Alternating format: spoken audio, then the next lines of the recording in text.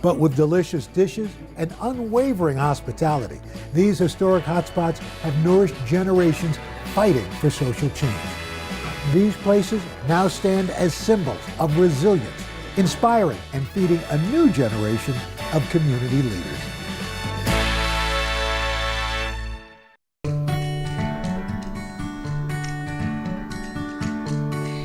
Vicki Wynn. Thanks for joining us for Consumer Confidential Summer Safety Edition. Now we're going to talk about keeping safe this summer, but we're also going to tell you how to save on summer essentials. With inflation reaching record levels, we'll give you some tips to make your money work.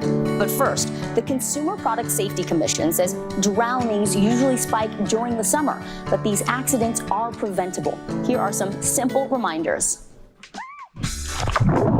The unmistakable sound of summer. Kids playing in the pool.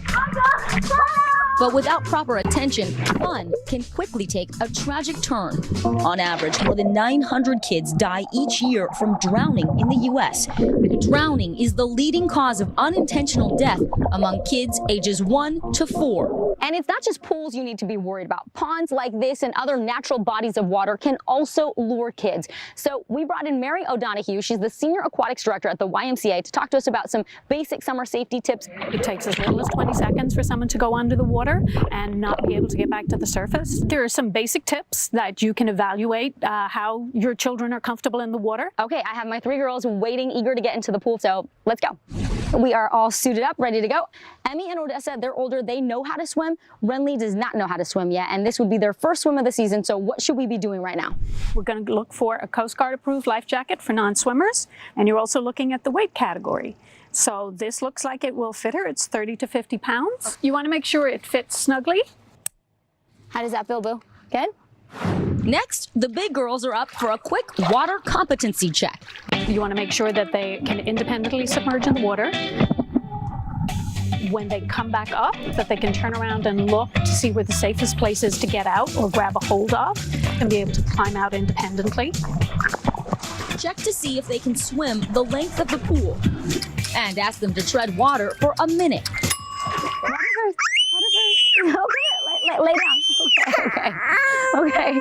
So Mary, what if you have a child that's not really into being in the pool? And that's fine. Just let them be comfortable in how they are. Sometimes it's just sitting on the wall, putting their feet in. Having the Coast Guard approved life jacket on will ensure that if they do get into the water, they're going to be safe. Pool toys are fun, but they can also be dangerous because they block your view of who's in the water. It doesn't look like there are any kids in the water right now, but there are. So make sure you take the pool toys out when you're not using them. It's also important to have a sturdy gate with openings that don't allow little ones to slip through, and you want to make sure the gate is self-locking. And don't forget kiddie pools and above ground pools. Experts say children can drown in as little as 1.5 inches of water. So empty those smaller pools after using them and remove the latter from larger pools. And no matter what kind of water the kids are in, always designate a water watcher, an adult assigned to watch the kids at all times. Tips to keep your family safe while swimming this summer. Now, even if your child is a good swimmer, fatigue can kick in. So set a timer to remind everyone to take a break and, importantly, hydrate.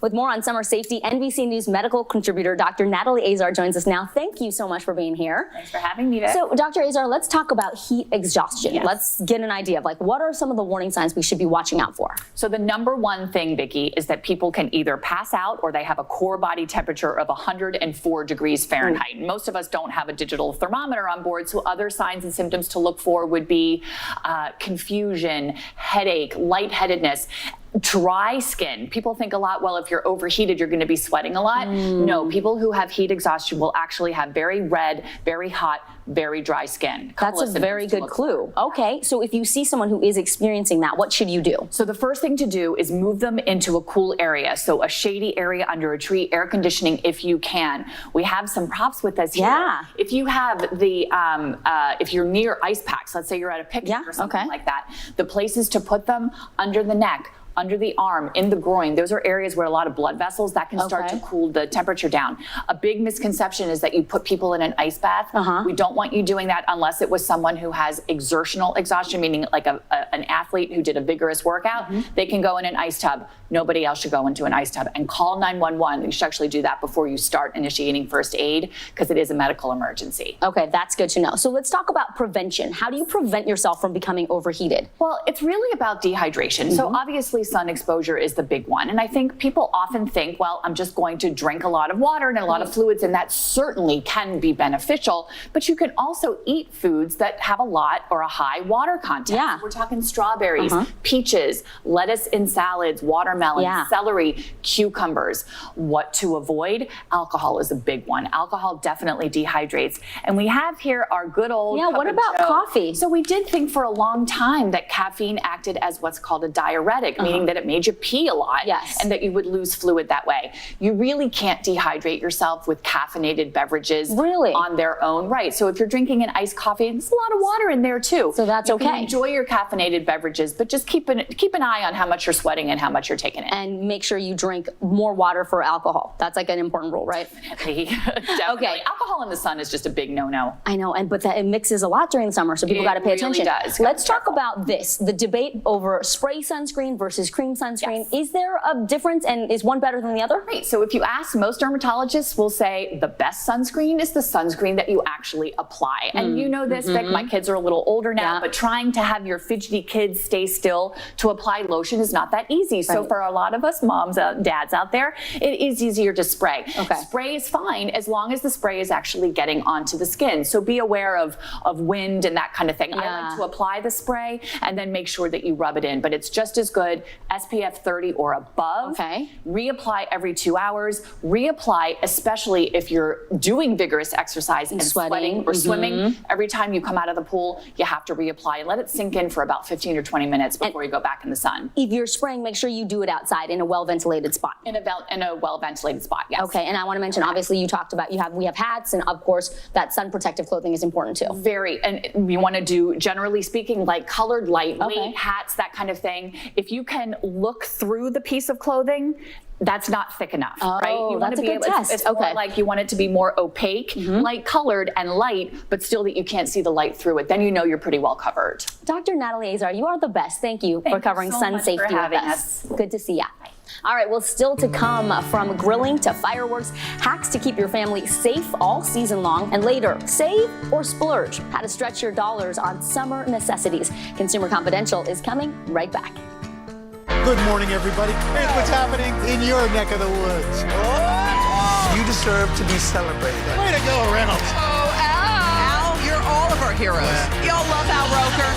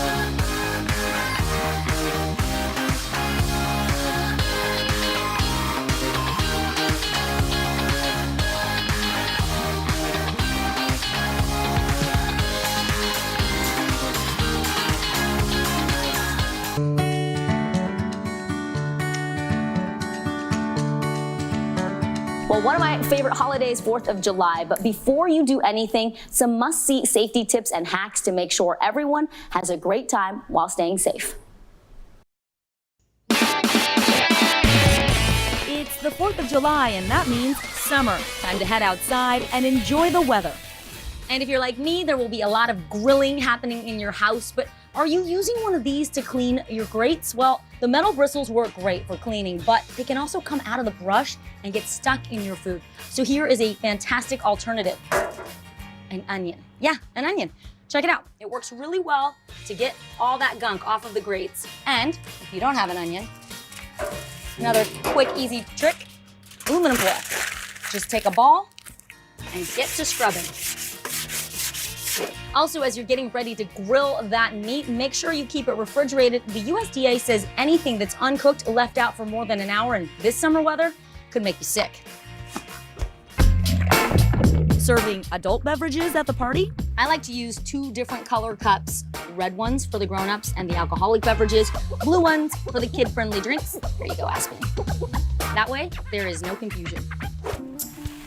And it just wouldn't be the 4th of July without fireworks. If you're heading out to a big show, it's gonna be amazing. But one thing's for sure, it's gonna be loud. And if you are bringing your little ones, don't forget the ear protection. I like these ones, they go over the ears just like this. Jay's helping us out. Those feel okay, Jay? Awesome. And if you can't find those in time, well, these work just as well, the traditional earplugs. Now let's talk about the at-home fireworks. So much fun, but they can also be incredibly dangerous. So before you light off those 1, 2, 3 goes or the rainbow shower, wow, this brings me back. Make sure you've done your homework. Fire extinguisher at the ready, have it out, know how to use it. And don't forget, sparklers, very fun, but even something as small as this can start a big fire. So have the bucket of water ready, and when everything's done, extinguish it, and you're safe. And of course, check to see if it's legal to light fireworks where you live. Here's a great tip for when you venture out into the crowds for fireworks. Use a temporary tattoo with your name and phone number so if your child gets lost, someone can call you right away. And you can get this temporary tattoo paper online, print it out at home. That's what I did. If you don't have time for that, permanent marker works just as well. Pool parties are always fun, but here's some tips. Be sure to designate a responsible and sober adult, I'll take that, thank you, to watch the pool. As an additional safety measure, there's a number of high-tech tools that can help you in case of a potential pool safety incident. There's this bracelet by Safety Turtle, and it will sound an alarm the second your kid hits the water. And this is super loud. There's no way you're gonna miss this alarm. And it works for your pets too if your dog is not a strong swimmer, right, Peanut? And you've definitely heard this before, but don't forget about the sunscreen. Reapply that sunscreen about every hour. We all have our phones with us all the time. Just set a timer, easy reminder. And a great rule of thumb for exactly how much sunscreen to use, the experts recommend a shot glass full. But really, you can never get too much. And just a reminder, every year animal shelters see an influx of pets who get spooked by the fireworks and run off. So make sure those tags on your pets are updated with your correct phone number and address. And also just keep your pets inside during the fireworks. All right, when we come back, your summer shopping guide, where to find the deals, and later, how to host the hottest summer get-togethers. Consumer Confidential is coming right back. Welcome to today. So happy to see you guys. Would you like my boost? Yes. Back, here we go. Sometimes we just do things to help. That's our Hoda. Happy birthday. We got an awesome crowd, y'all.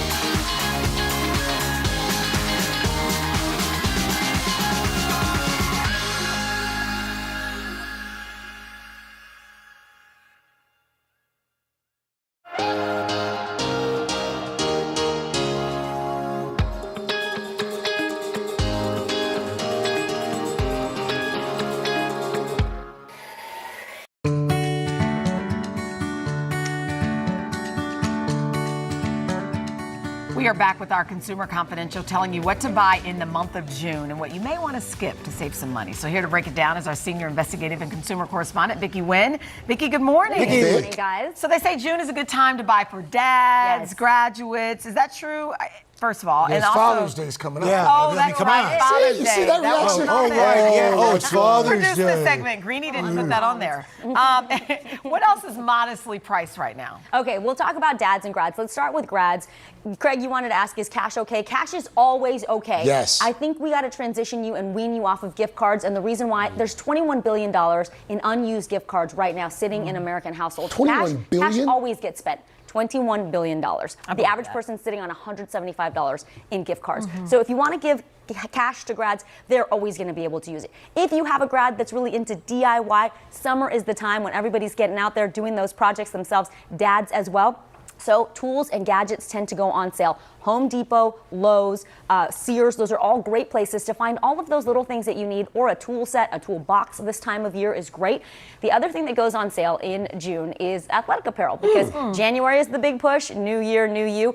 June, the weather is great again, so look for Adidas, Nike, Puma, the typical places, but also lots of deals, buy one, buy more, save more type deals at places like JCPenney and Kohl's on shorts, tank tops, all the things you need for that summer refresh. I hear some people are training for a marathon, so this is a good time for you, Chanel. There you go. Yes. Get some new sneakers. And then think about it, you're outside, so first aid supplies, go and check that kit in your car, in your medicine cabinet. Make sure everything is fresh, up to date. The Band-Aids are still sticky. Amazon last year had 50% off of Band-Aids and Neosporin and all that good stuff. So you want those things on hand for sunburns and bites. So what are some of the big sales, big ticket items going on sale Okay, this month? so Bath & Body Works, they call it the queen of June sales, because that's when you get all your lotions, your potions, your soaps out. This is the time to stock up. Body Shop also does a sale up to 75% off at Bath & Body Works. And the hack from the crazy coupon lady is, if you sign up for the email, you'll get those coupons mailed to you. That's typically a sale that's better to do in store because those items are heavy. So if you have to pay for shipping or a minimum purchase, you'll get better deals in store.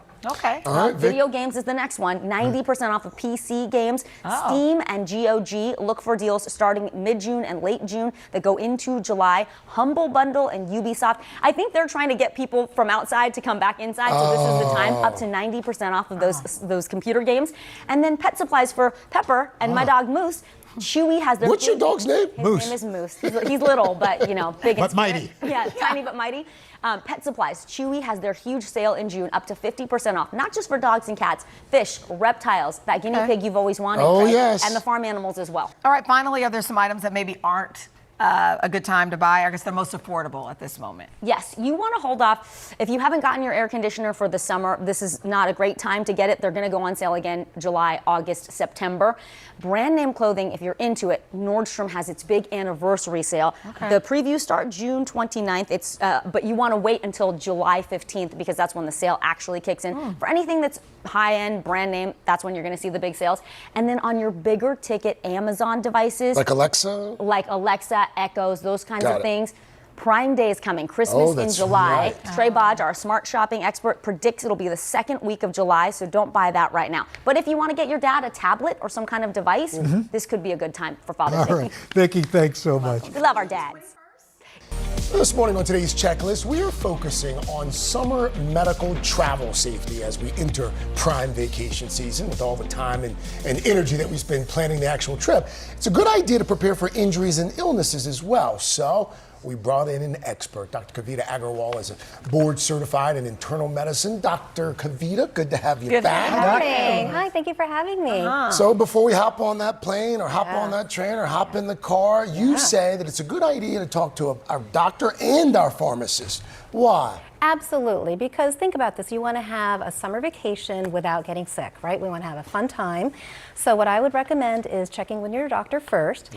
And what they can do is just make sure that you're up to date with your routine vaccines, like the flu and the tetanus shot. And then also your childhood vaccines. You want to make sure that you're up to date with your chicken pox and your polio, mumps, measles, rubella, because there are some areas around the world that have pockets of those infections, and that way you'll be safe and protected. I'm looking, go ahead. I was going to say, and also with your pharmacist, you can ask for for certain kinds of prescriptions? They can give you some recommendations, for over-the-counter meds, and we'll talk about that a little bit later. But I think when you speak with your doctor first, they will review which country you're traveling to, and they will review the CDC's recommendations just to make sure that if there are any infections that are brewing in that pocket of the world, that you are safe. So, like if you're going to the tropical areas, you may want to take bug spray to prevent mosquito-borne infections like chikungunya, Zika, dengue, malaria, or even antibiotics. All of those things. I'm looking at this next list here about what kind of documents you need. And I have to be honest, before you travel, things I haven't really thought about, like bringing some of your health documents. Yeah, so if you have any important health documents, make a copy. It's so easy these days. You have a phone, you can take a picture of it, bring it with you. Things such as your COVID vaccine cards, or some countries that may still require that. And if you take any regularly prescribed medicines, your doctor can actually prepare a health summary that includes your medical diagnoses, your surgeries, your medications, in the language where you go. Yes, not just in English, but in the language of the country that you're traveling to. So interesting. Yes, and your doctor can review your meds just to make sure that they're approved in the country you're traveling. I will tell you, if you've ever had to go to the hospital or go to a doctor in an emergency in another country, I had to do that once. It's scary. It is you don't really scary. have, you think you can just pull out your insurance card. It just doesn't work that way. No. So on that note, you say to consider travelers' health insurance. Absolutely, because the insurance that you buy here doesn't really typically cover care abroad. Yeah. And if you buy it, then at least you'll have affordable health care while traveling. And I've also understood that sometimes you might want to, depending on where you're going, you might want to think about evacuation insurance as well. And usually that's covered with your travel insurance. Good, Yeah, good deal. Absolutely. Masks have been, some people are wearing them. I've been traveling a lot, some people aren't. What is your rule with that and some other general rules? I think now it becomes a personal decision. Talk with your doctor about it. I think if you have chronic conditions that put you at risk for respiratory illnesses and complications, you may want to still wear the mask when you're indoors and in closed quarters. But people say when you walk on the plane and when you walk off is when you should wear it, but when actually you're sitting on the plane because of the filter, it's the filters are really good. The air circulation is good. It really reduces the risk of infection. Absolutely. What are some other general rules? So if you're going on a long journey, something that is like a very long car, plane, train ride, sitting for prolonged periods can cause your blood to pool in your legs and you could be at higher risk of blood clots. So the way to prevent that is get up like every 2 hours or so and stretch out those calf muscles, go for a walk. Also want to stay hydrated because it's summertime, right? You could be out in the sun, you're on the beach, going for hikes, stay hydrated. Skip risky foods. If you're going to be in an area where you don't know about the water, if it's safe, I say stick to bottled water, skip the ice. We've all been there. Oh my gosh, you don't want to be sick while on vacation. Good. Wash those hands, too. Wash those hands, skip the street foods. Long Absolutely. flights, I wear compression socks. Oh, they help. They help, definitely. That's Yeah, helped out absolutely. as well, because then I've had blood clots. So, Yeah. what about what are some of the over-the-counter medicines we should be bringing with us? And I definitely recommend taking them from here because once I was in Paris, my son got sick. We went in and everything's in French and you don't understand. even know what's what. So you want to have meds that you know and are comfortable with. So the things that I pack and like to take with me are motion sickness meds, your antidiarrheals, your cold and flu meds, pain relievers, cold, sleep aids, because especially on a plane, it's very hard to sleep. Sure. And if you got a red eye, you want to be refreshed the next day. And also going back to the bug spray, you want to choose something that is EPA registered, and that way you know it works. And sunscreen, don't forget the sunscreen. And then This makes your trip a little smoother, when you have these things. Yes, Good yes. advice. And also with the over-the-counter meds, the nice thing is that if you're trying to take your carry-on and not, bring a checked-in luggage, they come in these foil packs that are slim, and then you can avoid the liquids and just stick to the tablets so you don't get stuck at security.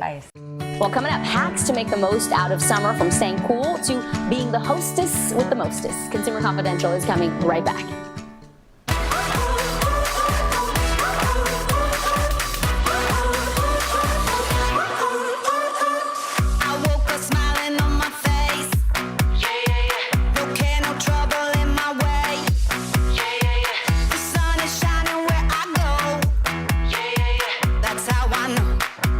That's how I know. It's gonna be great, gonna be great, gonna be a good day.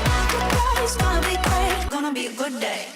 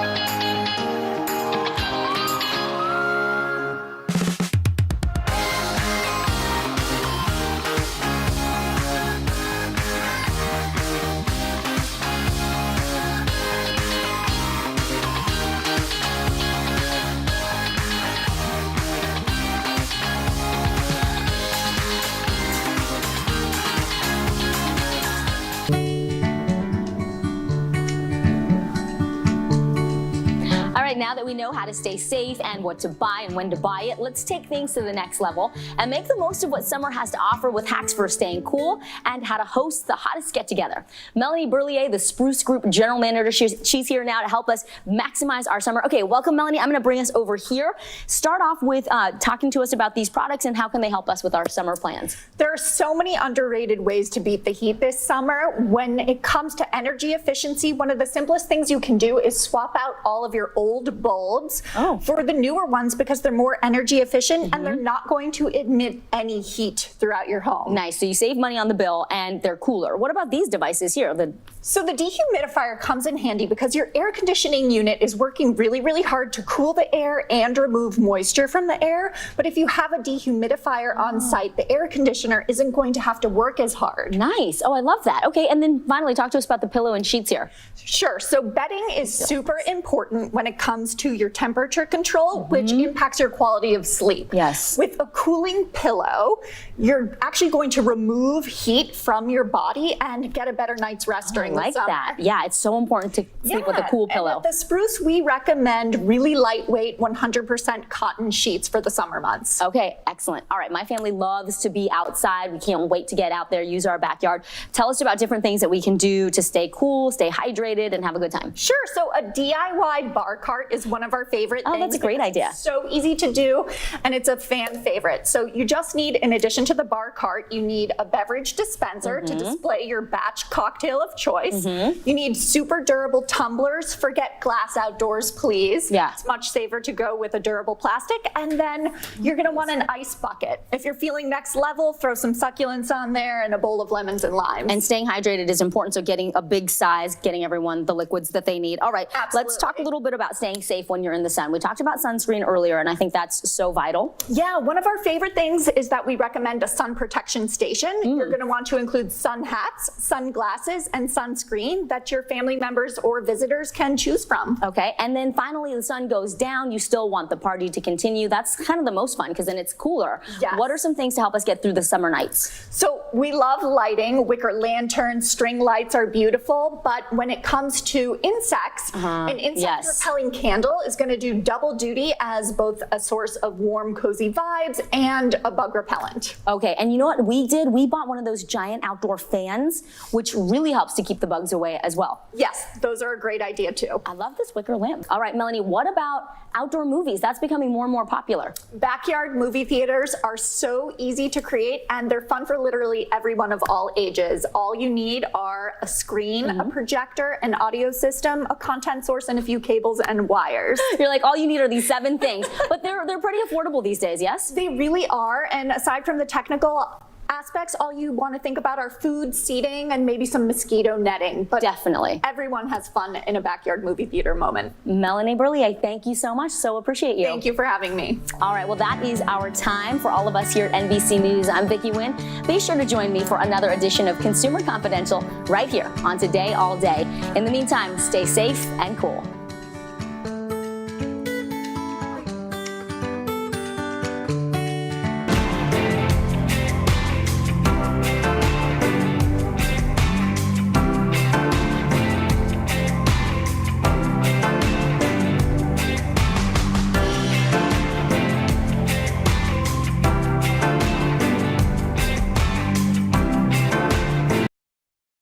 In the 1950s, 60s, and 70s, Black-owned restaurants weren't just places to get a meal, several becoming crucial meeting spots for activists at the forefront of the civil rights movement. And the families still operating these restaurants today are committed to honoring their historic legacies.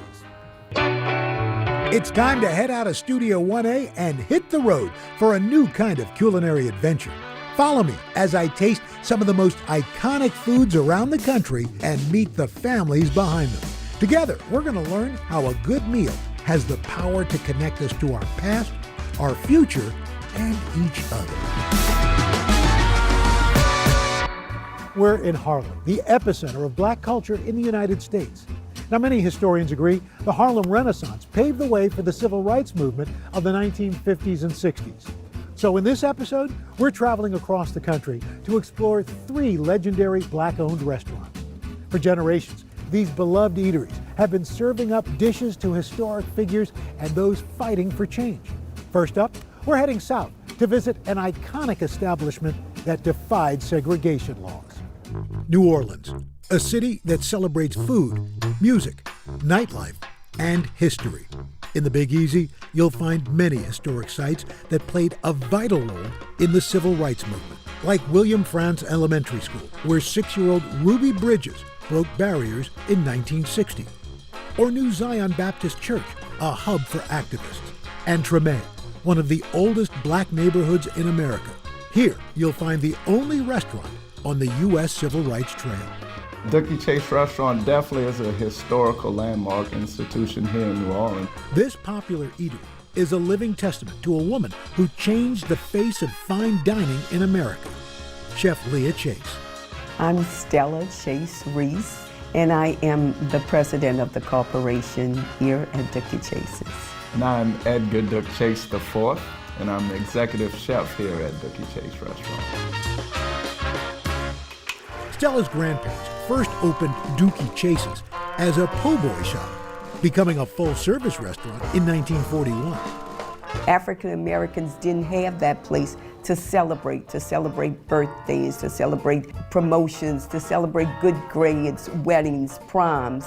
So they opened up a place where that could happen. But the next generation had a new vision for the eatery. It was my father, Edgar Chase Jr., and his wife, Leah Lange Chase, that continued the legacy that my grandparents started. Dookie Chase Jr. was an avid jazz musician who promoted some of America's first integrated concerts. His friendship with all the musicians, Ray Charles and Duke Ellington and Sarah Vaughan, we would hear stories of them after their performance coming here to dine at Dookie Chase. And Leah was determined to bring an elevated dining experience for her black patrons. She wanted the best china, she wanted linens, she wanted them to be served the best they could be served, because she didn't want our community to be deprived of anything else than any other community had. That community was on the brink of a revolution, years in the making. Post-1865 and the Emancipation Proclamation, with the masses of African American people now free, the country was overwhelmed. Hierarchies needed to be reestablished. It was important from a white supremacist point of view that black folks knew their place. By the late 19th century, Jim Crow laws legalizing racial segregation in the former Confederate states. Those laws were further cemented by the Supreme Court case Plessy versus Ferguson, which upheld the separate but equal doctrine. But Dookie Chase's defied those laws, welcoming patrons of all races to dine and discuss political issues facing the black community. Their willingness and openness to everyone in the community made them a hub of safety, made them a hub of belonging. But that openness also made the Chase family a target.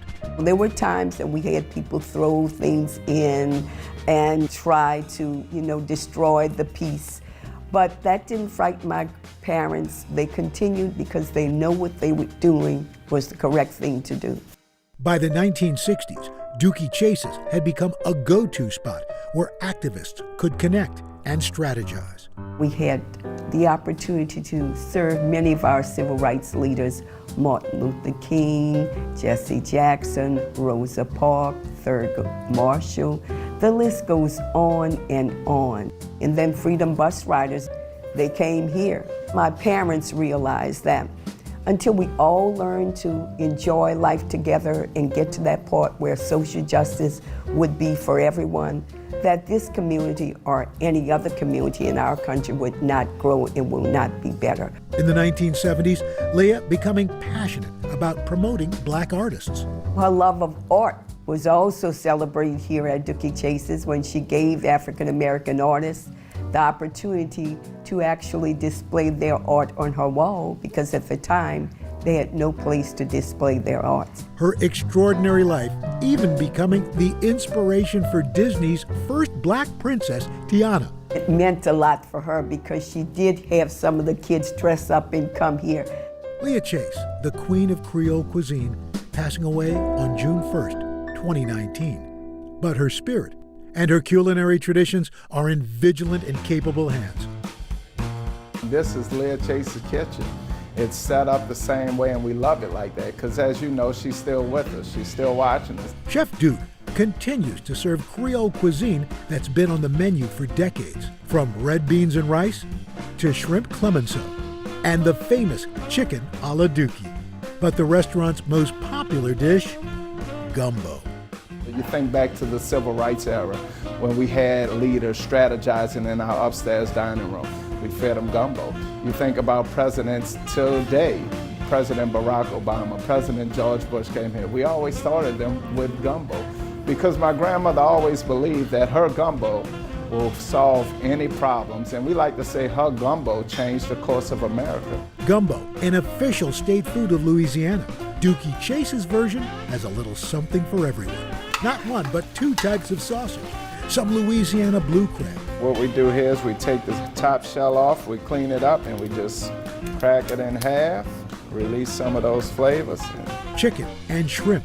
This is really coming out to be a beautiful gumbo. The gumbo simmering until it's ready to serve. I mean, if you just smell this, the neighborhood smelling this, everybody knows when Dookie Chase is cooking gumbo. Today, the Chase empire is expanding. Chef Duke just opened the family's newest restaurant, Chapter 4. Being a fourth-generation African-American restaurateur is huge. Many generations now working side by side. Being around my family all day, that's the biggest blessing. I'm so grateful that I get to work with all my family, and it's such a joy. And that joy best expressed over great food. Hello, family. Enjoying everything. It's great food. What's the song that Rachel? I'm going down to Dookie Chase to get myself some gumbo. When the service is right, they treat you nice. The whole restaurant, Dookie Chase's, is a gift to the family that was given by my great-grandparents. And so we want to make sure that, the restaurant sustains that legacy and all the traditions.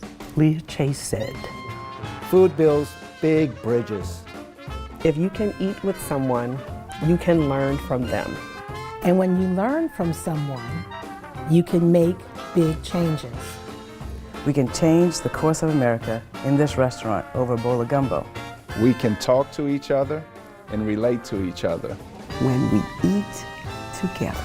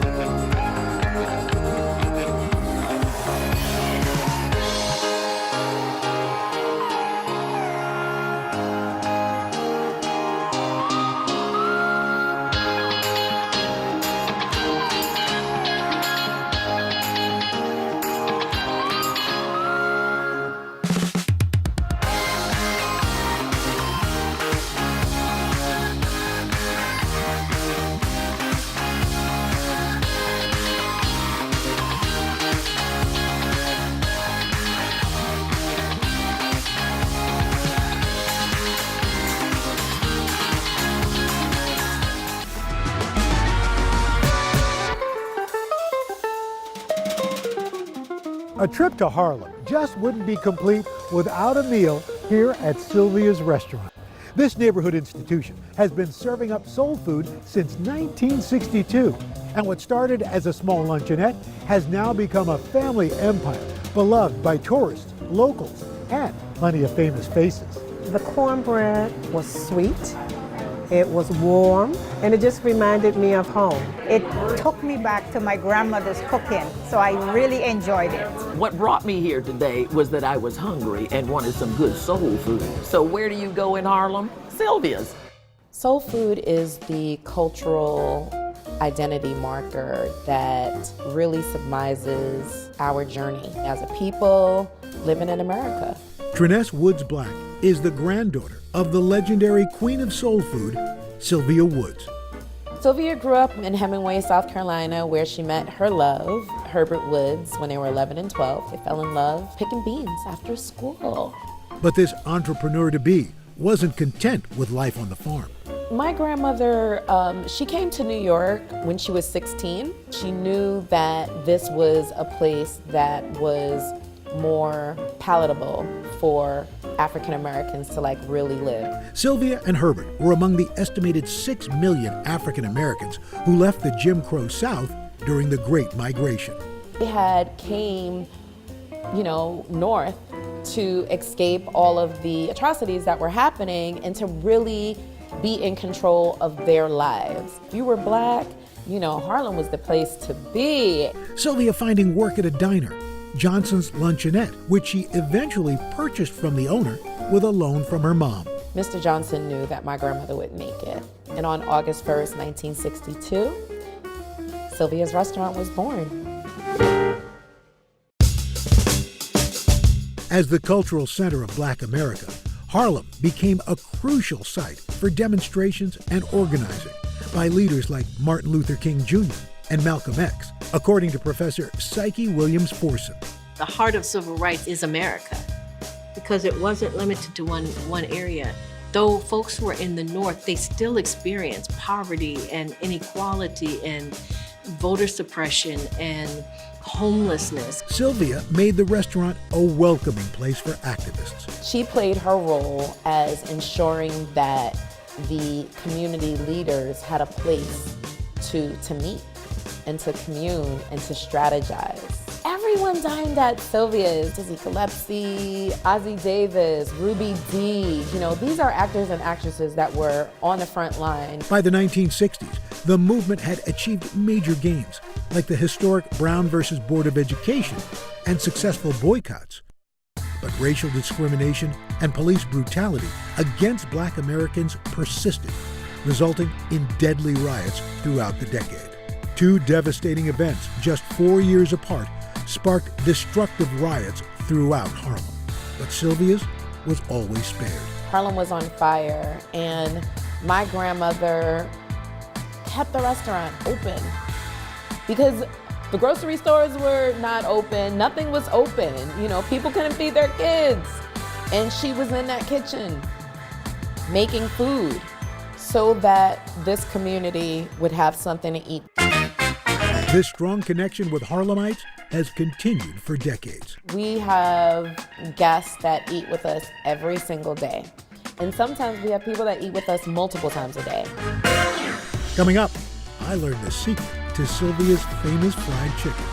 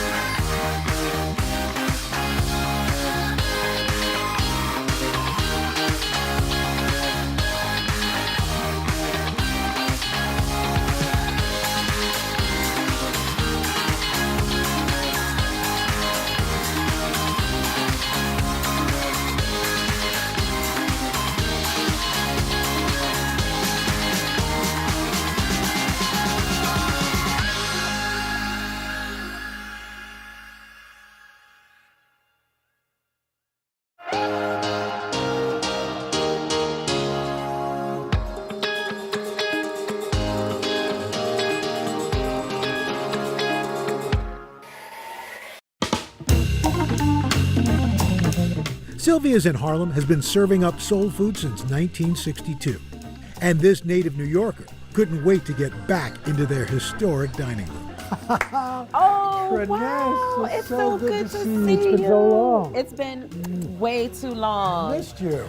I've missed you too. But you know what? The good thing about Sylvia's is it's like I saw you yesterday. It's coming home. It's coming home. It's coming home. The dining room walls showcasing famous faces and political figures, along with treasured memories. This picture is one of my grandmother's favorites. This was when Winnie and Nelson Mandela came to New York when he was freed. Eating here has become a rite of passage for many candidates. And there's a young man, I don't know whatever happened to this guy. You know, I think he might have turned out okay. I think so. Yeah. After a meal here, yeah. This is what sent him on his path. That's right. It was the chicken. It was the chicken. But the heart of Sylvia's is Harlem. Triness and her family have worked hard to stay active in the neighborhood, from funding college scholarships for local teens to supporting Black Lives Matter events. What is it about this restaurant that keeps people coming back? Authenticity. Authenticity times love. Sylvia's, when you come to Sylvia's, you know what you're going to get. You're going to get some good food that's going to make you feel warm. Today, over a dozen family members help run Sylvia's empire, which includes a catering business and a successful food product line. What's it like working with family? Because I know your brother Marcus, your baby brother Marcus, baby is there in the brother. kitchen. What's that like? Watching my brother throw down in the kitchen is something that we always knew was going to happen. Executive Chef Marcus Woods has been at the helm for 5 years. Sylvia's grandson, it is so good to see you. Yeah. And you're back here, you're running the kitchen. What's that like for you? I mean, knowing that this legacy your grandmother's had. I'm honored. I still get to cook for people like you and the community of Harlem. So as long as I can do that, I'm happy and always honored and blessed. You know, the amazing thing is food brings people together. You look in that dining room, everybody's there. Yes. Well, Sylvia used to always say that the first time you come to Sylvia's, you're a guest, the second time you're family. According to Marcus, fried chicken, the most beloved menu item. So, did your grandmother teach you how to do this? Yes, she taught me how to fry chicken, everything down to the seasoning. She would always say, you know, moisturize chicken and marinate it like you're putting lotion on a baby. Now I can't get that image out of my head Exactly. now. One secret, Chef Marcus first applies a dry rub to marinate the chicken. Now, is that just plain flour? Yeah, this is plain flour. We add a little coarse black pepper to it. Drop them all in there. You just want to give it a little mix. Again, the baby metaphor. The baby metaphor. Like you're tossing the baby. After the chicken's coated, it gets a gentle shake. Then it's into the deep fryer. That looks like tender love and care right there. Oh, See yeah. how gently he's putting it in there? Putting the baby to bed. Yep. They'll let you know when they're ready to wake up. What's the best part of working here? That every day when I walk in, I get to feel like my grandmother's still with me. Yeah. Wow. Like I feel her, I can really feel her presence in this place. And it reminds me, every time you're feeling a little lazy, it's like, all right, she's watching. You better pick up the pace. And she treated everybody the same. Celebrity, normal person, worker, dishwasher, cook, chef. I don't know if I can ever live up to who she was, but I'm gonna try. She was an amazing person. After about 15 minutes, golden perfection. Wow. That looks perfect. Now, Now you're a thigh person, so I know am a what you're thigh going person. for. Oh, I remember how good this is. That's perfect. Perfect? Wow, the seasoning, it's moist, crisp. Oh. Your grandmother's smiling right now. That's Sylvia's fried chicken right there. You treated the baby well. Marcus, this is fantastic. It's so great to see you. Yeah. If you don't mind, I'm going to take this piece to go. Oh, I'm gonna pack up a whole bunch for you. Thank you.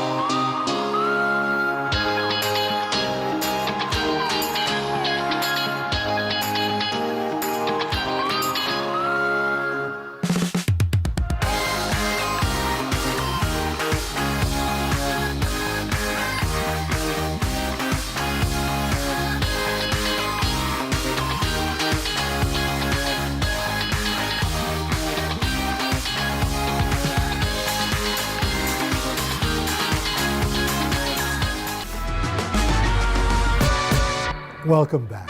In Oakland, California, Lois the Pie Queen has been serving up Southern specialties, hospitality, and of course, fabulous pies since the 1950s.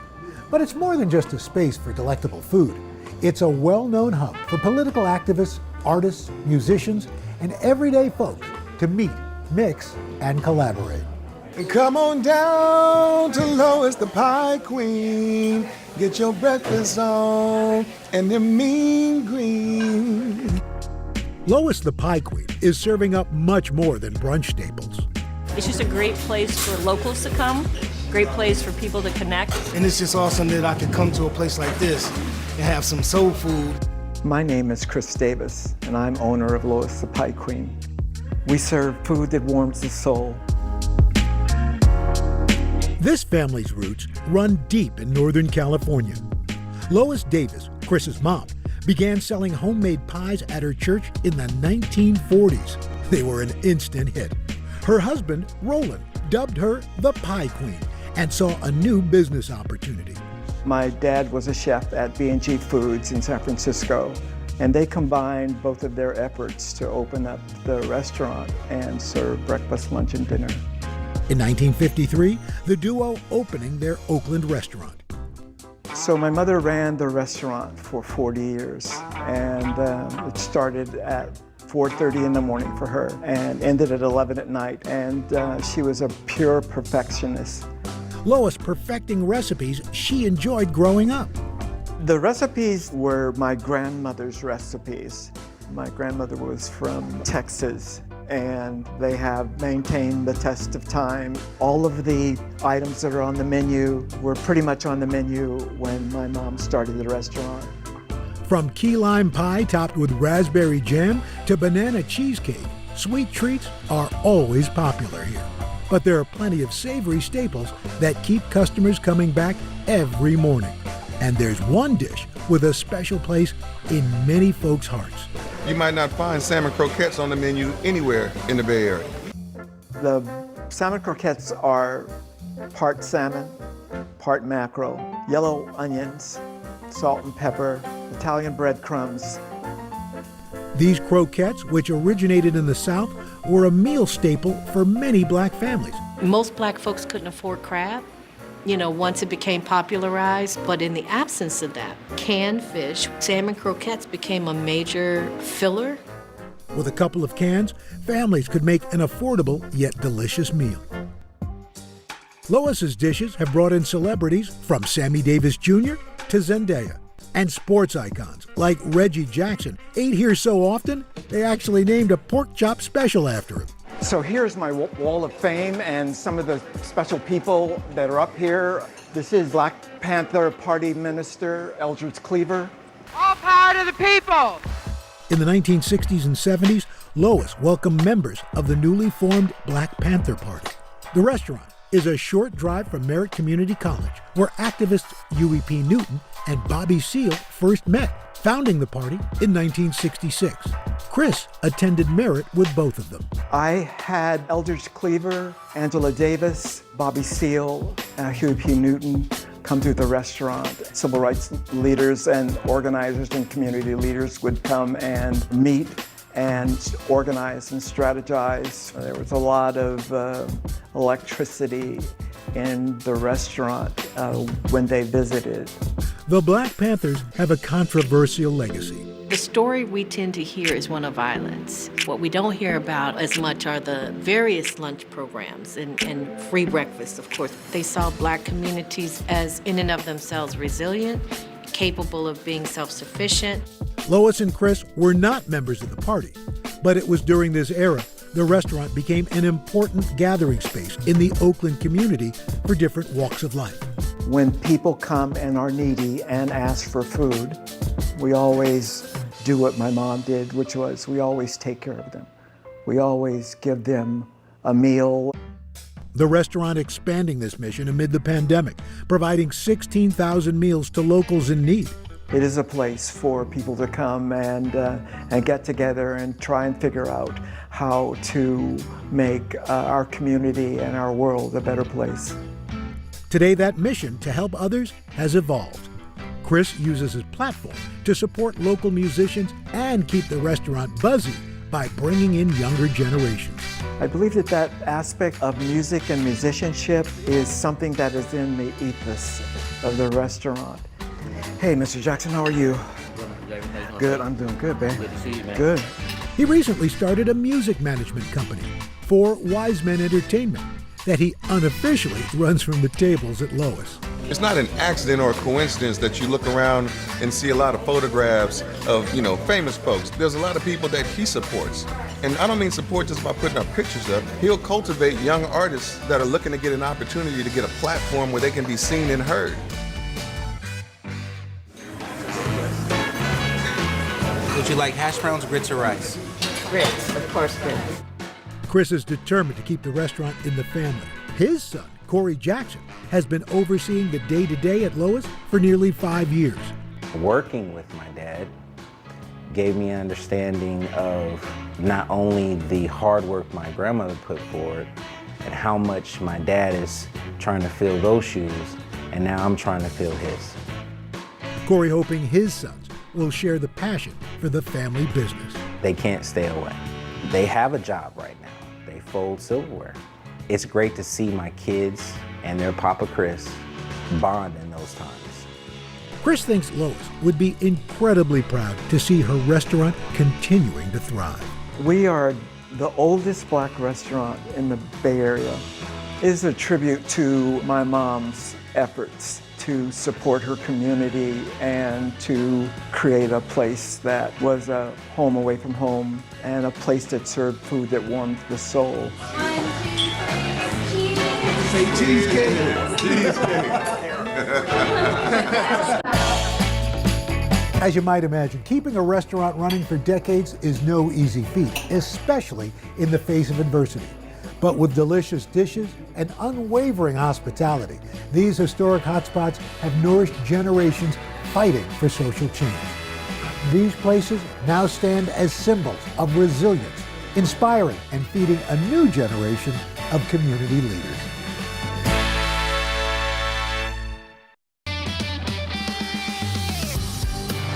Good morning, welcome to The Boost. Today we are celebrating people who are changing the game, blazing trails, and redefining rules. So, we start with a new trend that has single moms coming together in a new way and expanding the definition of family. Our good friend Maria Shriver has the story. The number of single mothers in this country is on a steady rise. And while the U.S. has the highest rate of children living in single-parent households, Americans are also much less likely to live in extended families than anywhere else in the world. A reality that has some parents and their children looking for other options. We knew that we would be happier no matter what happened if we all combined. It just was such a good opportunity that there was no reason not to. It was 4 years ago that Kim Neff came to her kids, Samantha and Jackson, with an idea, the same one that Crystal Terry presented to her son, Shane. I remember the day my mom told me. I was instantly excited. The two moms met when their boys were in the same first grade class, and years later went through separations and divorces around the same time. In 2019, they decided they would be better off living together.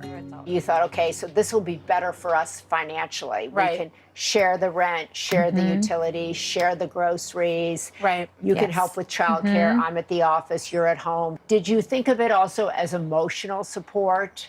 Well, absolutely. Yeah. But I didn't realize that would be such a big benefit of it until we moved in together. There's another adult here that understands what I'm facing, what I'm going through. Like the component that you have in a marriage, but without the romantic piece of it, has been huge. We live on a commune by the lake.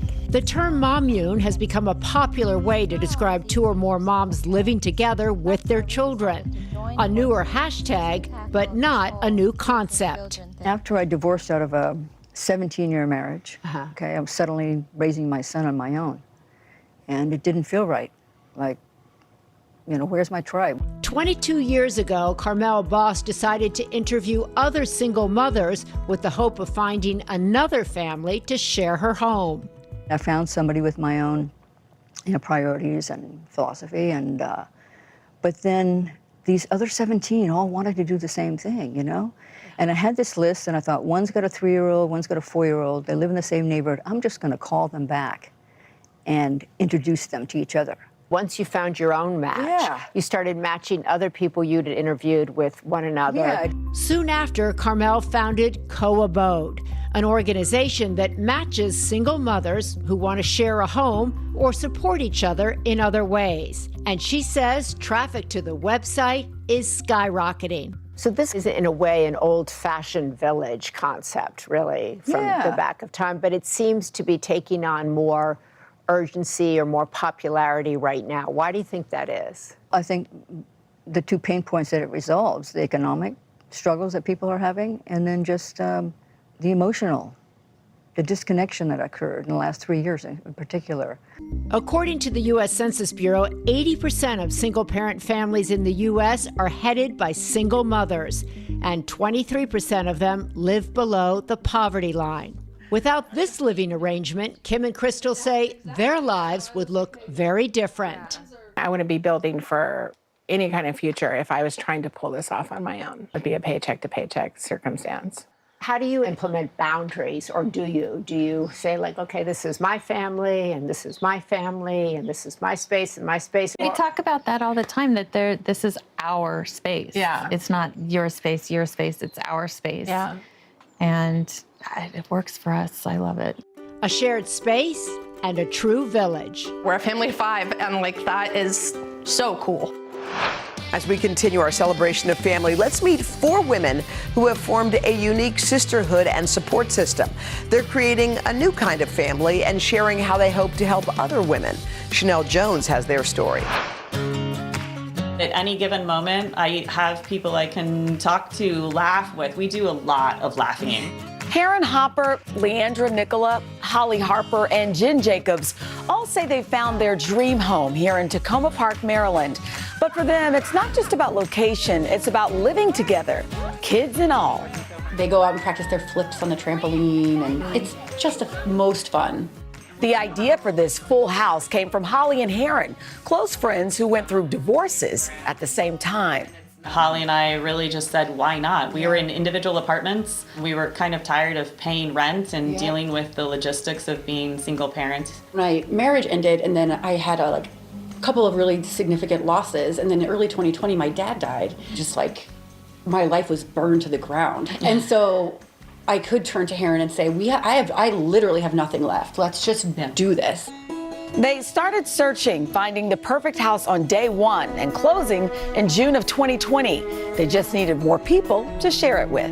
I posted in the neighborhood listserv, hey, 2 single moms bought this house. You know, we have a basement unit for rent. Leandra messaged right away and said, I want in.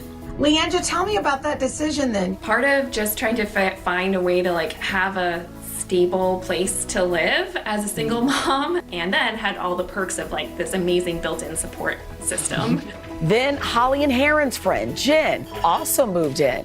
The pandemic had been, 6 months into it, and I was just not feeling in a good place and just feeling really cut off. And then finally, in October of 2020, that was my decision, I gotta get out. So how's the place set up? Do you each have your own kitchen and bathrooms? It's a 4-unit building, so there's a front door, and from there you access directly sort of Holly's unit, upstairs is mine, and then on top of mine is Jen's.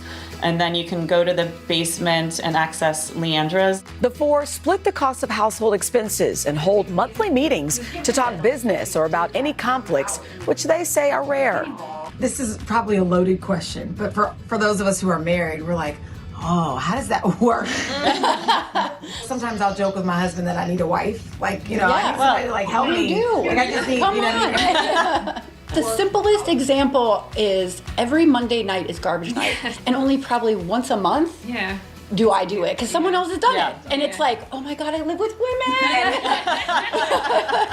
Well, they say it takes a village, and you guys actually have created your own village, right? I hang out with their children, then they'll hang out with mine. I can just say, hey, I'm gonna go for a run, and there's always a grown-up on site. They've even given their home a name, Siren House, after the mythical female creature. Siren is a form of sort of feminist power. We're building a community that we sort of have the siren song, so we bring people together. Case in point, Leandra and Jen. They fell in love.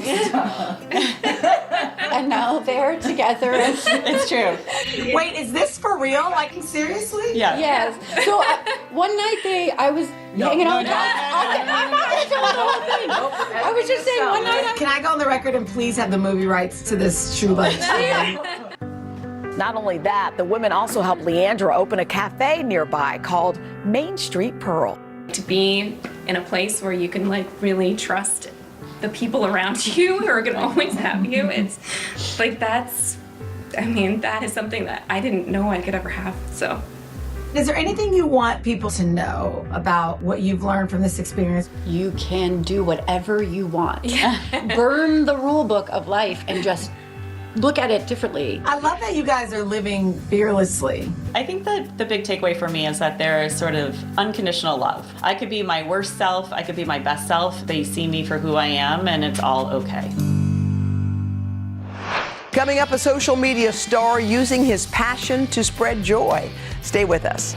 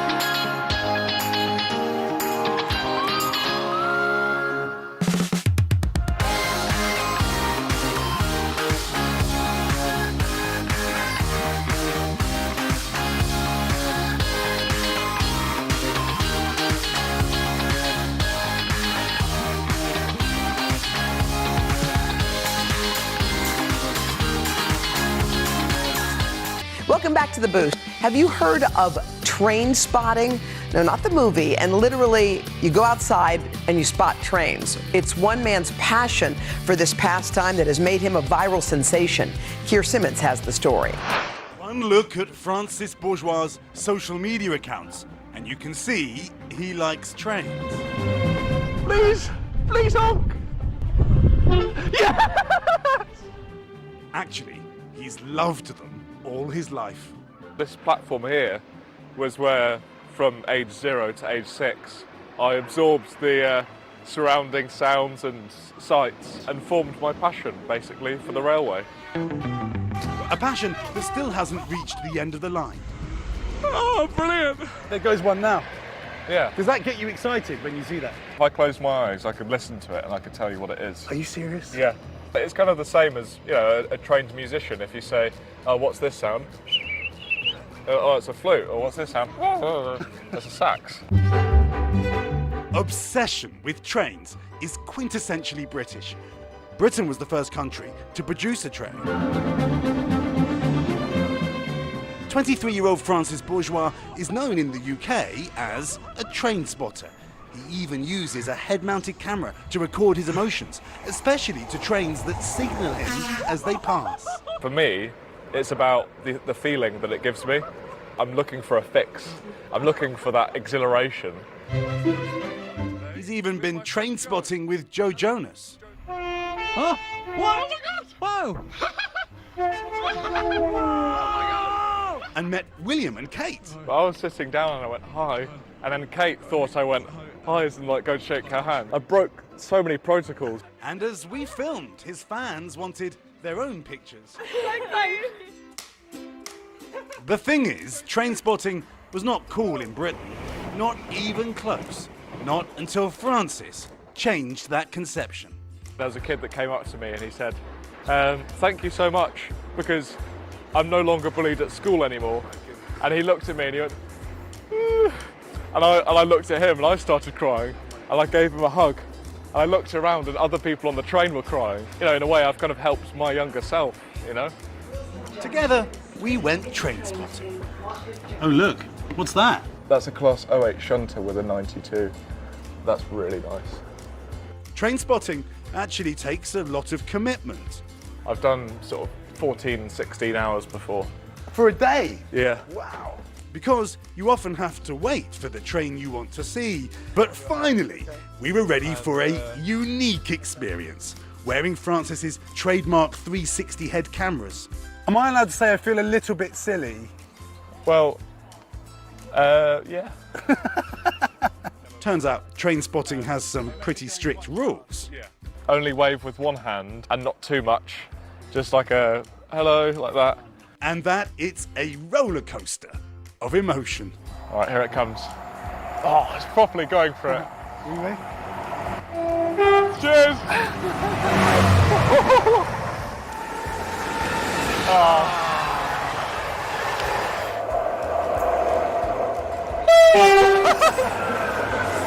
There we go. For Francis, who's even written a book, having his passion accepted is the greatest high of all.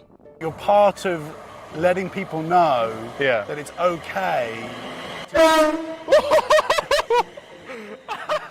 Letting people know that it's okay to be different. Ideally, everyone should be accepting of one another, especially in schools. I'd like there to be a change in awareness that people who are different should be accepted and even celebrated.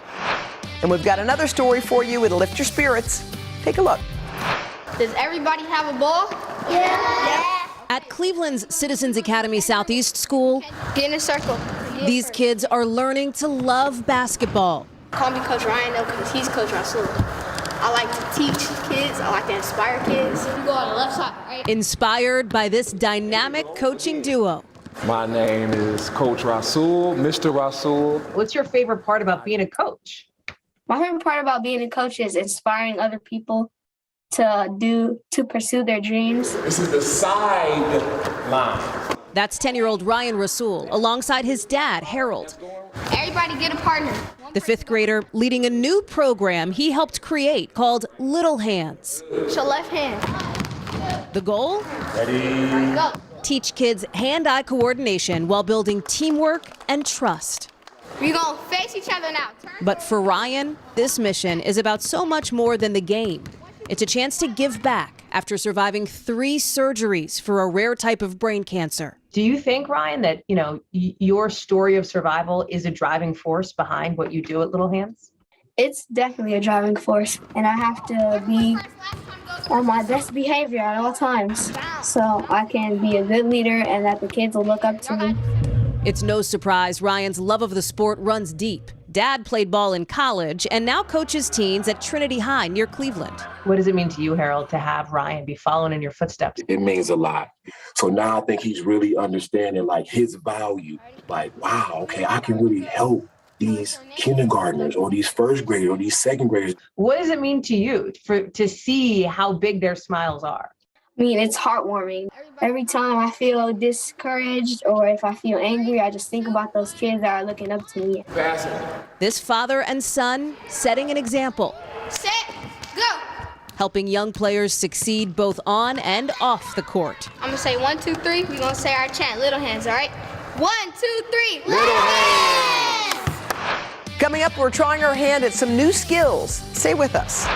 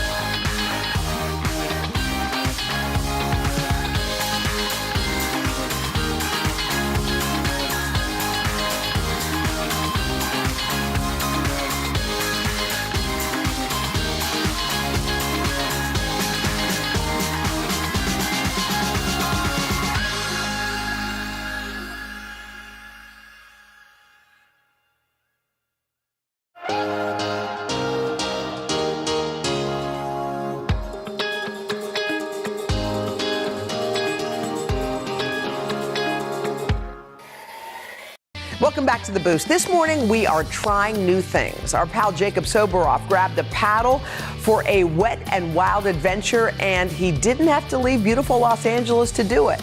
Take a look. 3 miles from downtown Los Angeles, in the middle of the most populous county in the United States of America.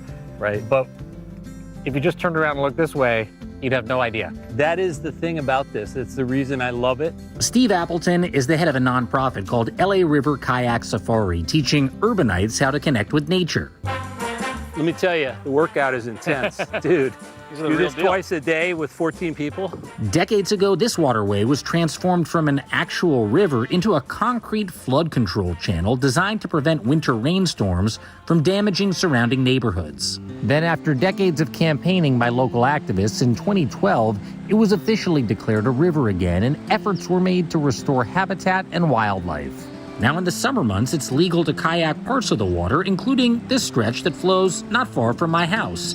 And I had to try it. You dedicate a lot of your time to bringing people down here and putting them in the river. Why do you do that? It's a bit of a coach thing. You're the coach of the LA River. Yeah, it's a kind of coaching position. So, coach me. What should I expect today? We're in this urban oasis. Yeah. But this is not just a slow paddle down a pond. There's a couple little drops. We'd call them mild rapids. Wait, let me just get this clear. You said there are going to be some rapids? Oh, yeah. We're going to get a little splash. No question about it. There's a few things I may want to show you with the paddle. Steve agreed to take me and teach me the ways of urban paddling. If I rudder on the right, it's going to turn me right. Push, yeah. And if I rudder on the left, it's going to turn me left. If you push, it really does a tight turn. Okay. So putting it all together, you know, you're paddling like this. I know I'm not going to hear the end of this from our beautiful television audience. Yeah. Yeah. The hip action may not be necessary, okay, but it's very stylish. I appreciate it. Honest assessment. Yeah. No hip thrusting. And then it was time to hit the river. Here we go. Pray for me. Oh, this is a dream come true. I cannot tell you how long I have been waiting to do this. And you said stay close to the rocks, right? All right, here I go. Oh my God, this is crazy. Woo-hoo-hoo-hoo! Oh my God! Whoa!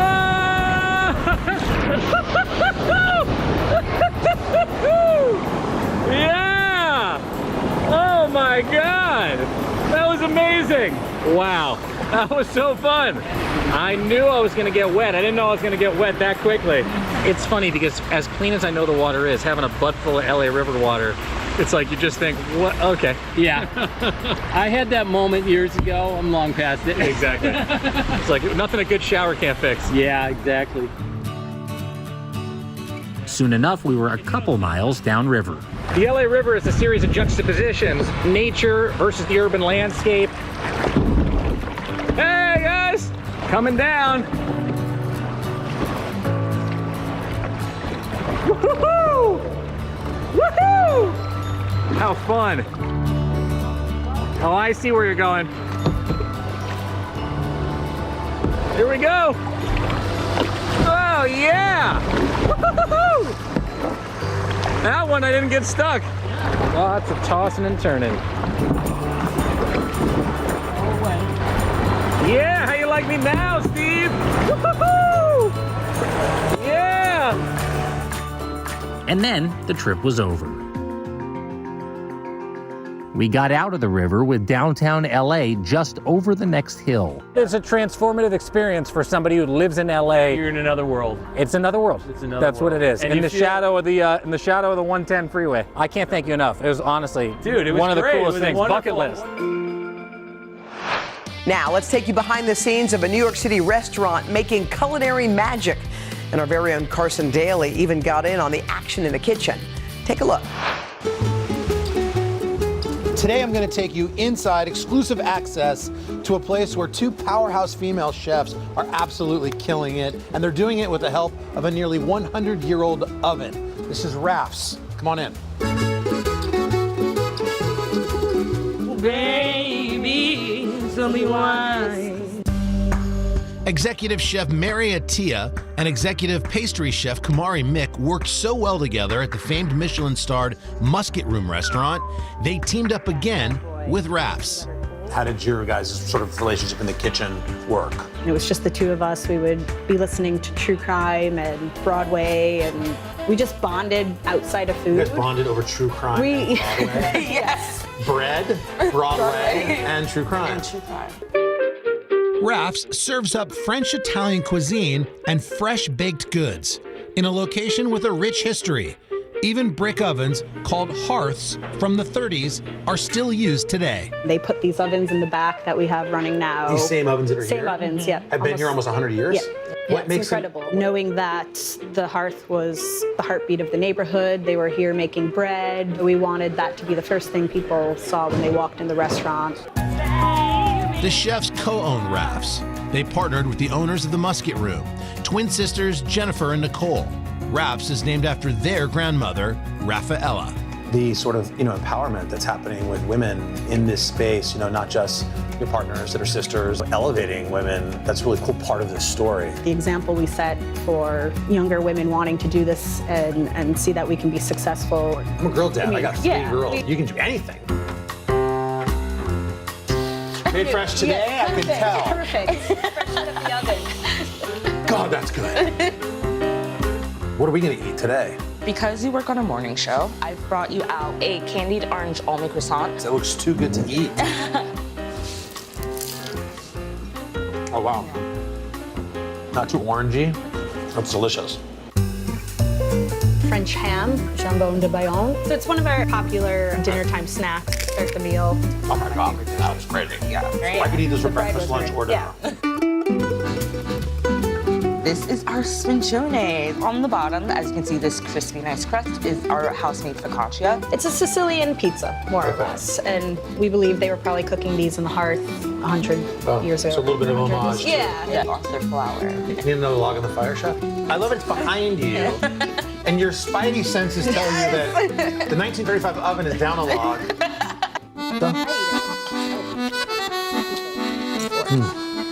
Wow. Can we cook something together? We will. We'll let you by the fire. We're going to show you the spincione. Yes. Let's do this.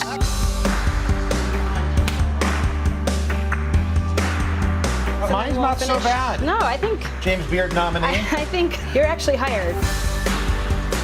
I think it's huge in there. Oh yeah, it goes 14 feet back. 14 feet back. So then we do one more layer of cheese. Okay. You have to practice boxing in here. Yeah, we can only hire shorter people.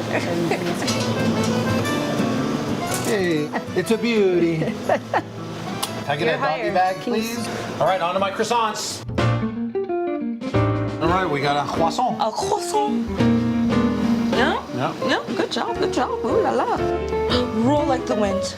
How are you with piping bags? Ooh, you might have exposed my new fly zone. So I've never done a piping bag in my life. Yeah.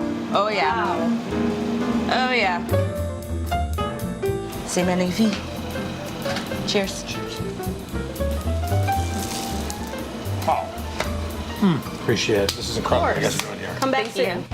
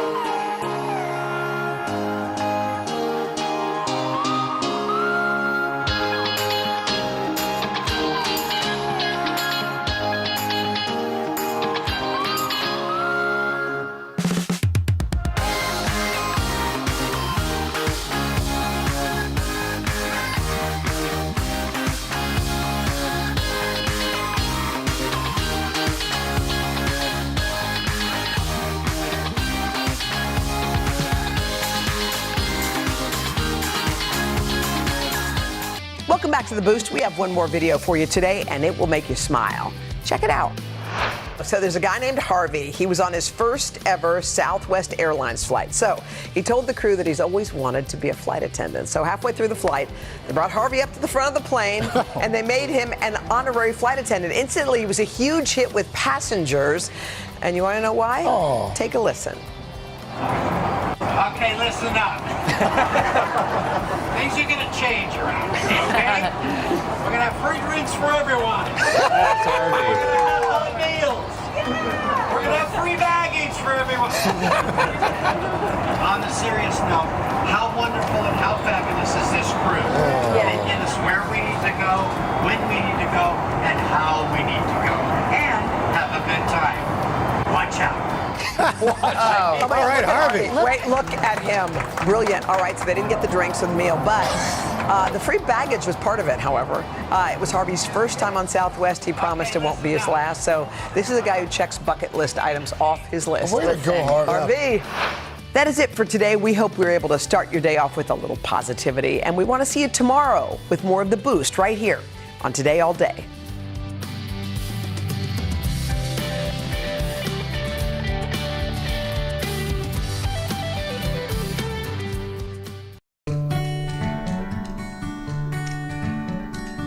Edition. Now we're going to talk about keeping safe this summer, but we're also going to tell you how to save on summer essentials. With inflation reaching record levels, we'll give you some tips to make your money work.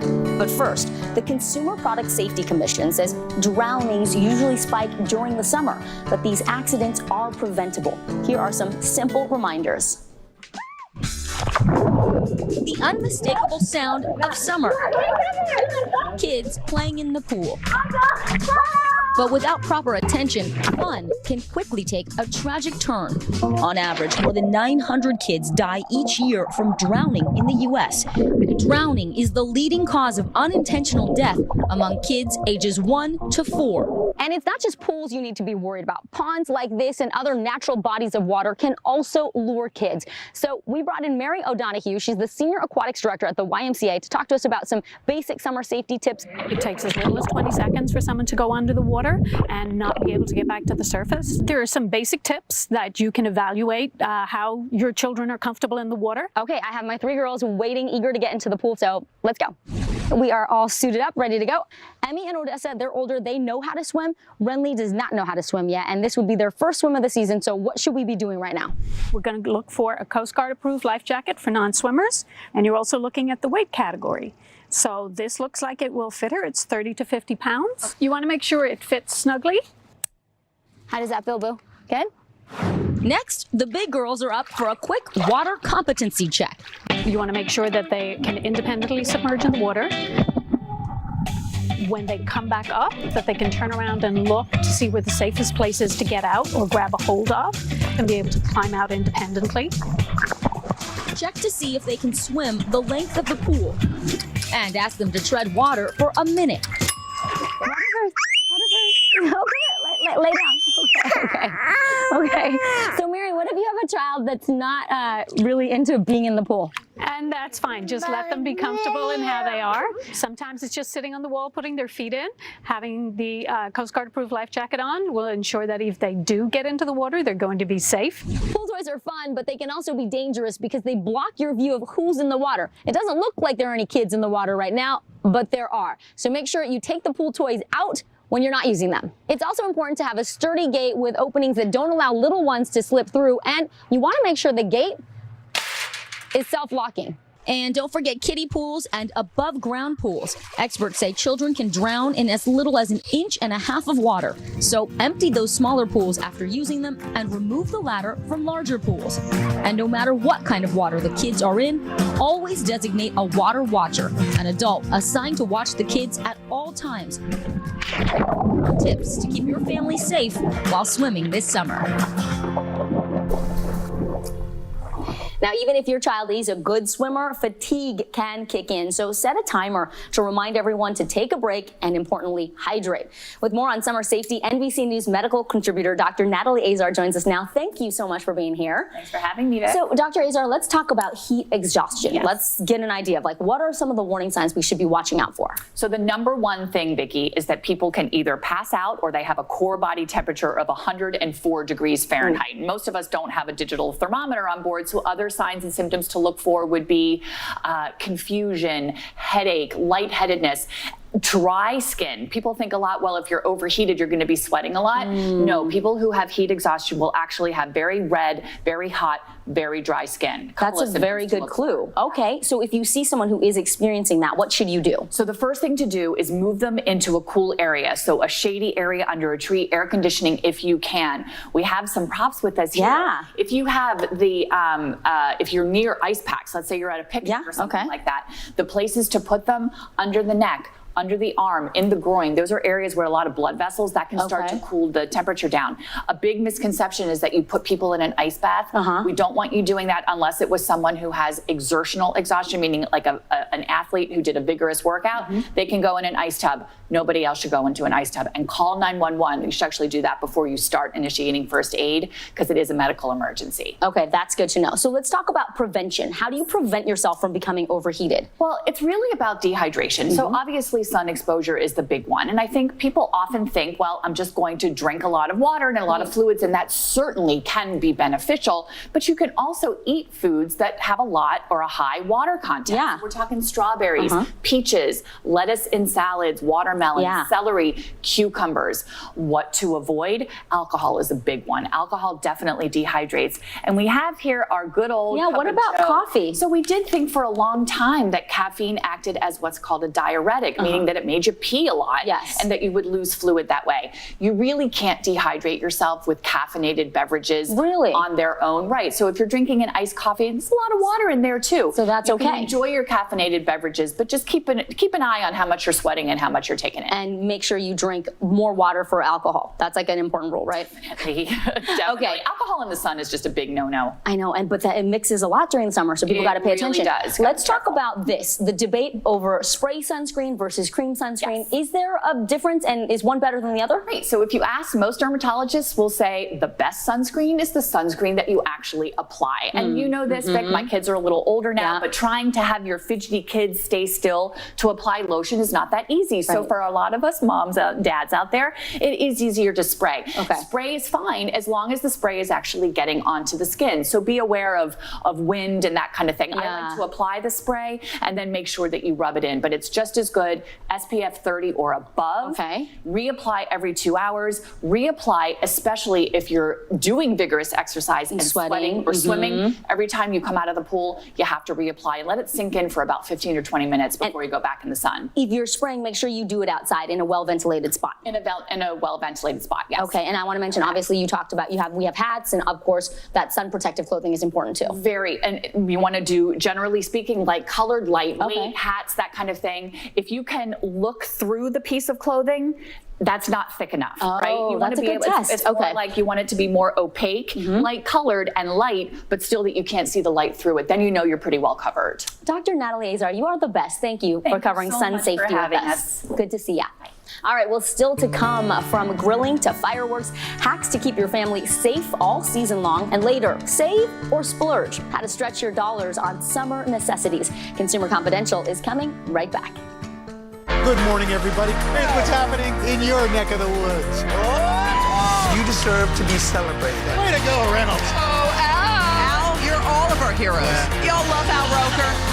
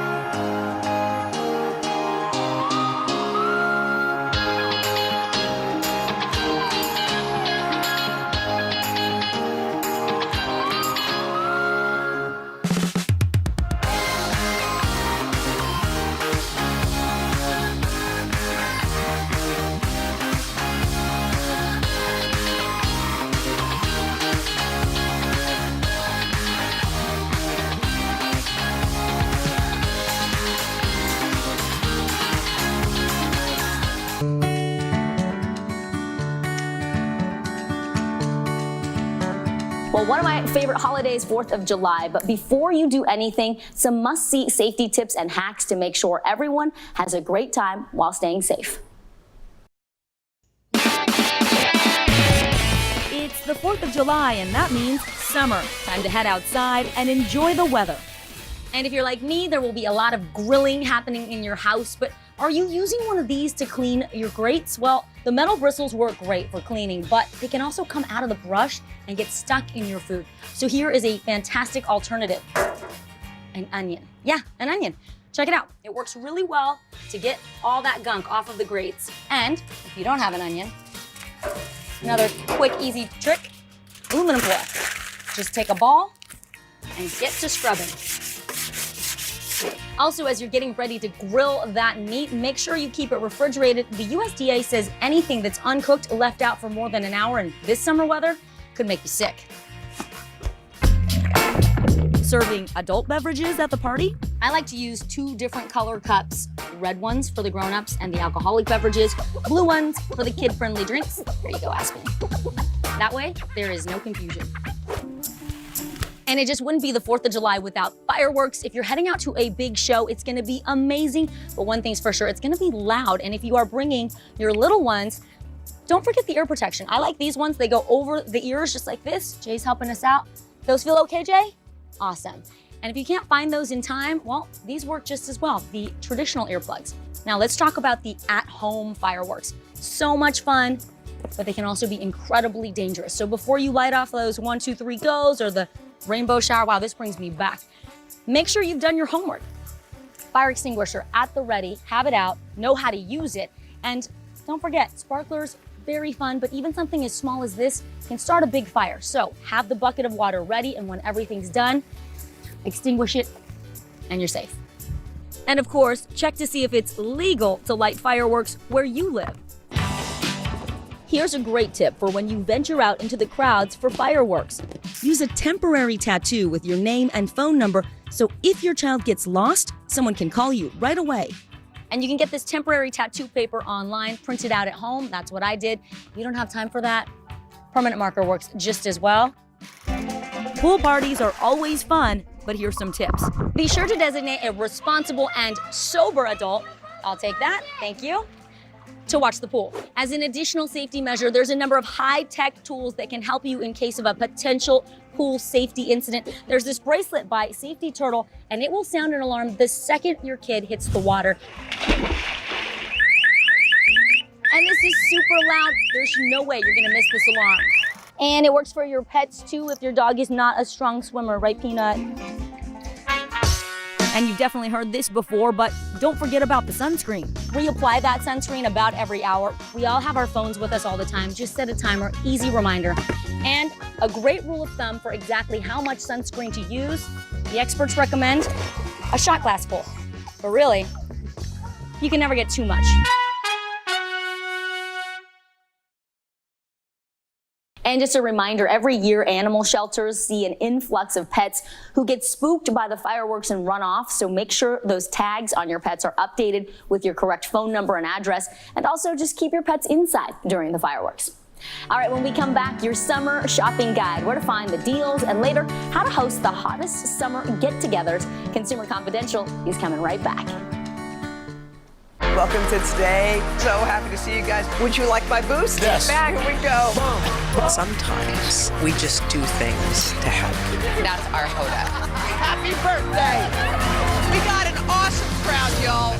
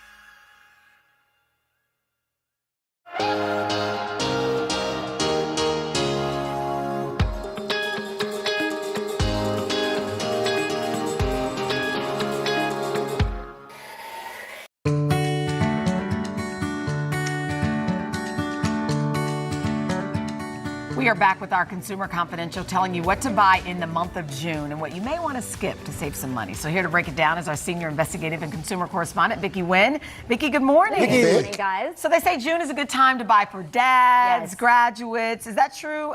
First of all, Yes, and also Father's Day is coming up. Yeah. Oh, that's right. Father's Day. You see that reaction? Oh, it's Father's Produced Day. this segment. Greenie didn't put that on there. What else is modestly priced right now? Okay, we'll talk about dads and grads. Let's start with grads. Craig, you wanted to ask, is cash okay? Cash is always okay. Yes. I think we got to transition you and wean you off of gift cards. And the reason why, there's $21 billion in unused gift cards right now sitting in American households. $21 billion? Cash always gets spent. $21 billion. The average person's sitting on $175 in gift cards. So if you want to give cash to grads, they're always going to be able to use it. If you have a grad that's really into DIY, summer is the time when everybody's getting out there doing those projects themselves, dads as well. So tools and gadgets tend to go on sale. Home Depot, Lowe's, Sears, those are all great places to find all of those little things that you need, or a tool set, a toolbox this time of year is great. The other thing that goes on sale in June is athletic apparel, because January is the big push, new year, new you. June, the weather is great again, so look for Adidas, Nike, Puma, the typical places, but also lots of deals, buy one, buy more, save more type deals at places like JCPenney and Kohl's on shorts, tank tops, all the things you need for that summer refresh. I hear some people are training for a marathon, so this is a good time for you, Chanel. There you go. Yes. Get some new sneakers. And then think about it, you're outside, so first aid supplies, go and check that kit in your car, in your medicine cabinet, make sure everything is fresh, up to date. The Band-Aids are still sticky. Amazon last year had 50% off of Band-Aids and Neosporin and all that good stuff. So you want those things on hand for sunburns and bites. So what are some of the big sales, big ticket items going on? Okay, so Bath & Body Works, they call it the queen of June sales because that's when you get all your lotions, your potions, your soaps out. This is the time to stock up. Body Shop also does a sale up to 75% off at Bath & Body Works. And the hack from the crazy coupon lady is if you sign up for the email, you'll get those coupons mailed to you. That's typically a sale that's better to do in store because those items are heavy. So if you have to pay for shipping or a minimum purchase, you'll get better deals in store. Okay. Video games is the next one. 90% off of PC games. Steam and GOG look for deals starting mid-June and late June that go into July. Humble Bundle and Ubisoft. I think they're trying to get people from outside to come back inside, so this is the time, up to 90% off of those computer games. And then pet supplies for Pepper and my dog Moose. Chewy has their... What's your dog's name? His name is Moose. He's little, but, you know, big and but mighty. Yeah, tiny but mighty. Pet supplies. Chewy has their huge sale in June, up to 50% off. Not just for dogs and cats, fish, reptiles, that guinea pig you've always wanted. Yes. And the farm animals as well. All right, finally, are there some items that maybe aren't a good time to buy? I guess they're most affordable at this moment. Yes, you want to hold off. If you haven't gotten your air conditioner for the summer, this is not a great time to get it. They're going to go on sale again July, August, September. Brand name clothing, if you're into it, Nordstrom has its big anniversary sale. The previews start June 29th. But you want to wait until July 15th because that's when the sale actually kicks in. For anything that's high-end, brand name, that's when you're going to see the big sales. And then on your bigger ticket Amazon devices. Like Alexa? Like Alexa, Echoes, those kinds of things. Prime Day is coming, Christmas in July. Right. Trey Bodge, our smart shopping expert, predicts it'll be the second week of July, so don't buy that right now. But if you want to get your dad a tablet or some kind of device, this could be a good time for Father's Day. All right. Vicki, thanks so much. We love our dads. This morning on today's checklist, we are focusing on summer medical travel safety as we enter prime vacation season with all the time and energy that we spend planning the actual trip. It's a good idea to prepare for injuries and illnesses as well. So we brought in an expert. Dr. Kavita Agarwal is a board certified in internal medicine. Dr. Kavita, good to have you back. Good morning. Hi, thank you for having me. So before we hop on that plane or hop on that train or hop in the car, you say that it's a good idea to talk to our doctor and our pharmacist. Why? Absolutely, because think about this, you want to have a summer vacation without getting sick, right? We want to have a fun time. So what I would recommend is checking with your doctor first.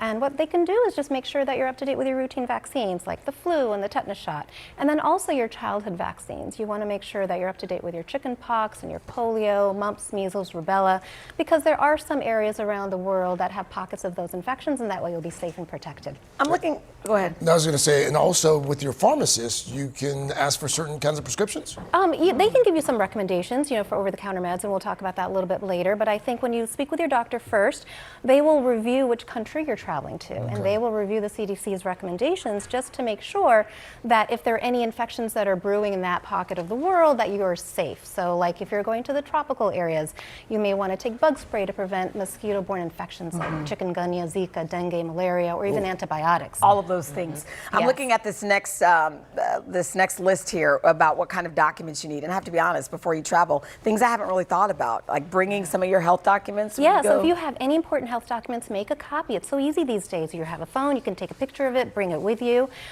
Things such as your COVID vaccine cards, or some countries that may still require that. And if you take any regularly prescribed medicines, your doctor can actually prepare a health summary that includes your medical diagnoses, your surgeries, your medications, in the allergies. language where you go. Yes, not just in English, but in the language of the country that you're traveling to. So interesting. Yes, and your doctor can review your meds just to make sure that they're approved in the country you're traveling. I will tell you, if you've ever had to go to the hospital or go to a doctor in an emergency in another country, I had to do that once. It's scary. It is you don't really scary. you think you can just pull out your insurance card. It just doesn't work that way. No. So on that note, you say to consider travelers' health insurance. Absolutely, because the insurance that you buy here doesn't really typically cover care abroad. And if you buy it, then at least you'll have affordable health care while traveling. And I've also understood that sometimes you might want to, depending on where you're going, you might want to think about evacuation insurance as well. And usually that's covered with your travel insurance. Good, Yeah, good deal. Absolutely. Masks have been, some people are wearing them. I've been traveling a lot, some people aren't. What is your rule with that and some other general rules? I think now it becomes a personal decision. Talk with your doctor about it. I think if you have chronic conditions that put you at risk for respiratory illnesses and complications, you may want to still wear the mask when you're indoors and in closed quarters. But people say when you walk on the plane and when you walk off is when you should wear it, but when actually you're sitting on the plane because of the filter, it's the filters are really good. The air circulation is good. It really reduces the risk of infection. Absolutely. What are some other general rules? So if you're going on a long journey, something that is like a very long car, plane, train ride, sitting for prolonged periods can cause your blood to pool in your legs, and you could be at higher risk of blood clots. So the way to prevent that is get up like every 2 hours or so and stretch out those calf muscles, go for a walk. Also you want to stay hydrated because it's summertime, right? You could be out in the sun, you're on the beach, going for hikes, stay hydrated. Skip risky foods. If you're going to be in an area where you don't know about the water, if it's safe, I say stick to bottled water, skip the ice. We've all been there. Oh my gosh, you don't want to be sick while on vacation. Wash those hands, too. Wash those hands, skip the street foods. Long Absolutely. flights, I wear compression socks. Oh, they help. They help, definitely. That's Yeah, helped absolutely. out because then I've had blood clots. So, Yeah. what about what are some of the over-the-counter medicines we should be bringing with us? And I definitely recommend taking them from here because once I was in Paris, my son got sick. We went in and everything's in French, and you don't understand. even know what's what. So you want to have meds that you know and are comfortable with. So the things that I pack and like to take with me are motion sickness meds, your antidiarrheals, your cold and flu meds, pain relievers, cold sleep aids. Because especially on a plane, it's very hard to sleep. Sure. And if you got a red eye, you want to be refreshed the next day. And also going back to the bug spray, you want to choose something that is EPA registered, and that way you know it works. And sunscreen, don't forget the sunscreen. This makes your trip a little smoother, when you have these things. Yes, Good advice. And also with the over-the-counter meds, the nice thing is that if you're trying to take your carry-on and not, bring a checked-in luggage, they come in these foil packs that are slim, and then you can avoid the liquids and just stick to the tablets so you don't get stuck at security. Well, coming up, hacks to make the most out of summer, from staying cool to being the hostess with the mostest. Consumer Confidential is coming right back.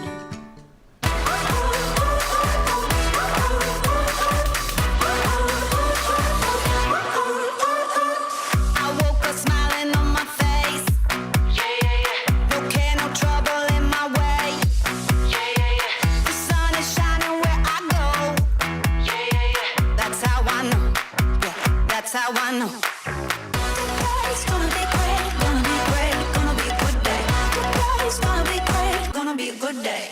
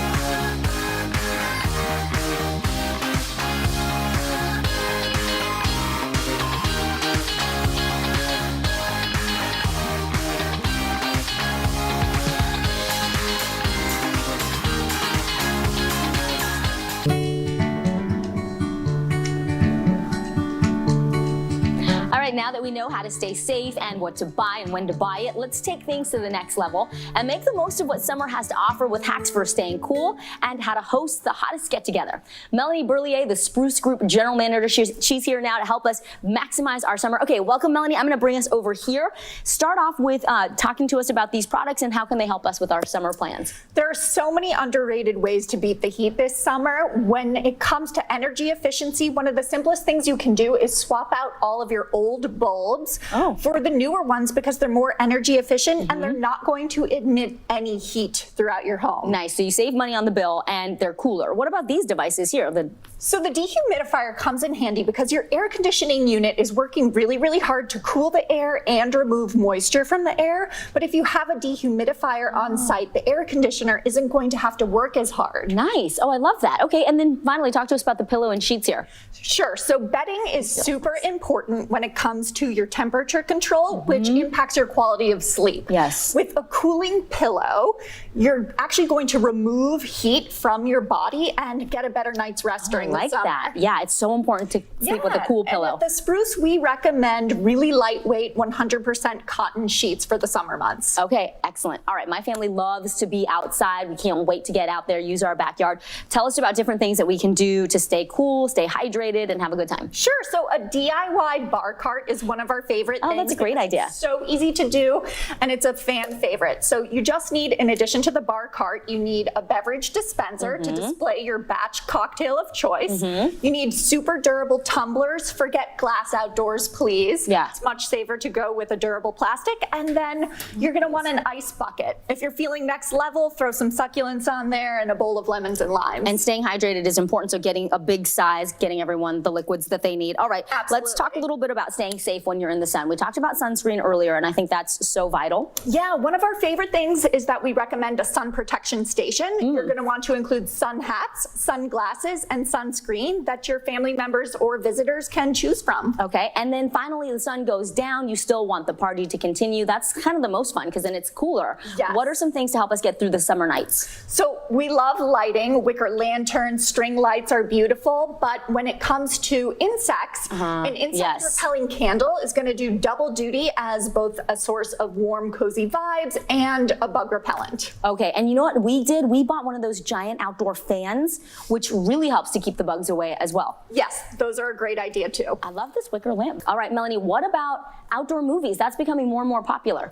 Backyard movie theaters are so easy to create and they're fun for literally everyone of all ages. All you need are a screen, a projector, an audio system, a content source, and a few cables and wires. You're like, all you need are these 7 things, but they're pretty affordable these days, yes? They really are, and aside from the technical aspects, all you want to think about are food, seating, and maybe some mosquito netting. But definitely, everyone has fun in a backyard movie theater moment. Melanie Berlier, thank you so much. So appreciate you. Thank you for having me. All right, well, that is our time. For all of us here at NBC News, I'm Vicki Nguyen. Be sure to join me for another edition of Consumer Confidential right here on Today All Day. In the meantime, stay safe and cool.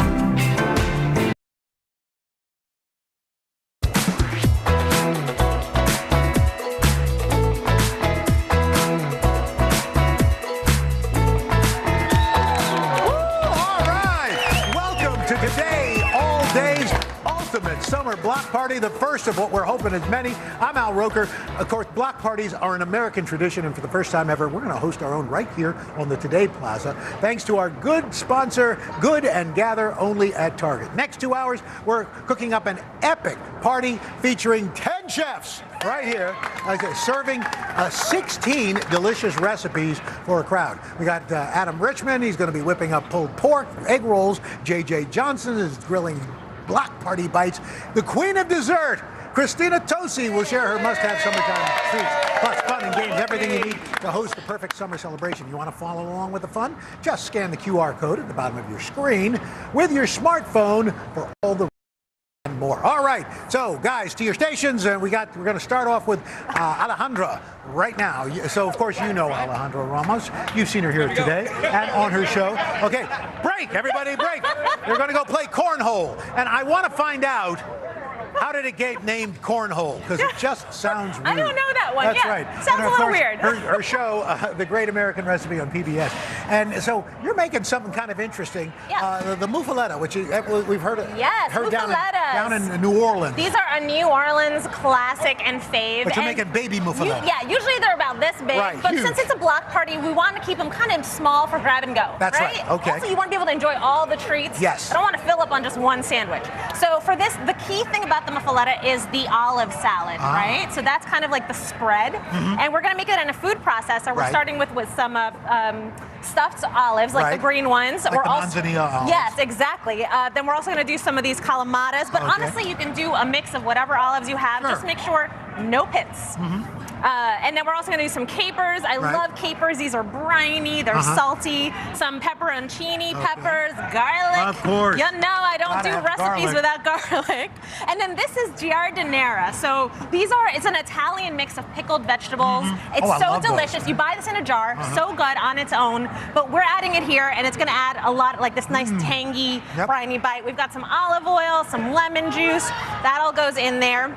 And what's great is, like, honestly, these are jars, basically, right? So it's a bunch of jars into the food processor.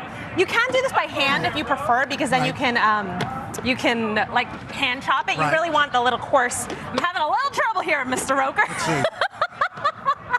see. You get it. Okay, but you know how food processor works. So you go use that pulse button. You go to That's chop, right. chop, chop, chop. You want a nice coarse chop. It's Yeah, gonna like look that? like this. You don't want a puree. Could you make this ahead of time? Actually, you should make it ahead of Oh, time, okay. right? Because that's why these sandwiches are so great.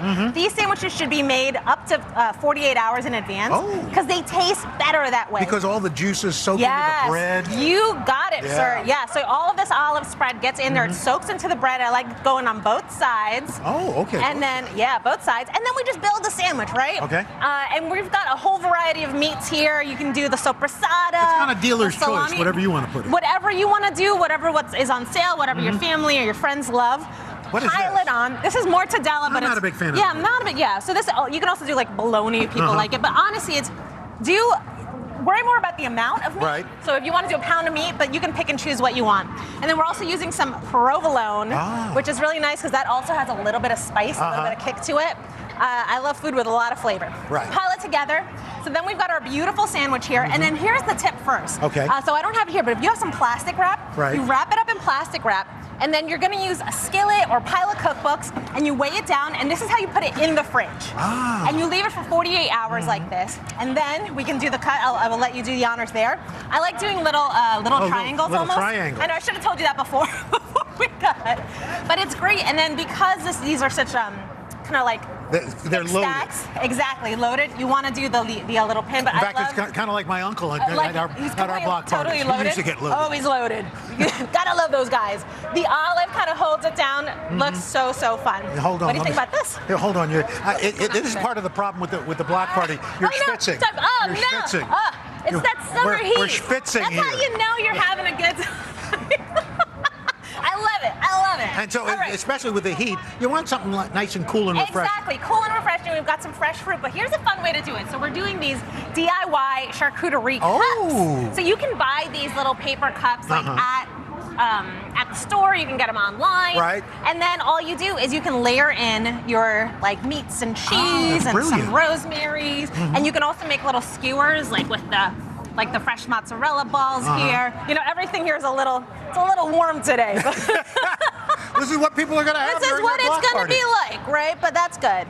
And so then you This load is those brilliant. in. So you can just walk Look around. how gorgeous, yeah. You can walk around with it, and that way you don't have people like pulling it off the charcuterie shelf. That is fantastic. What do you I think love about this. that? Let me try a little manchego. Love this. Also, do you know how to make a charcuterie rose? No. Look at these guys, right? How do you do that? Okay, so this is like a fun little tip you can do. So you can use a champagne flute for this, and we can use some of this little warm salami here, and you just kind of load it on the side like that, and then you just layer it in.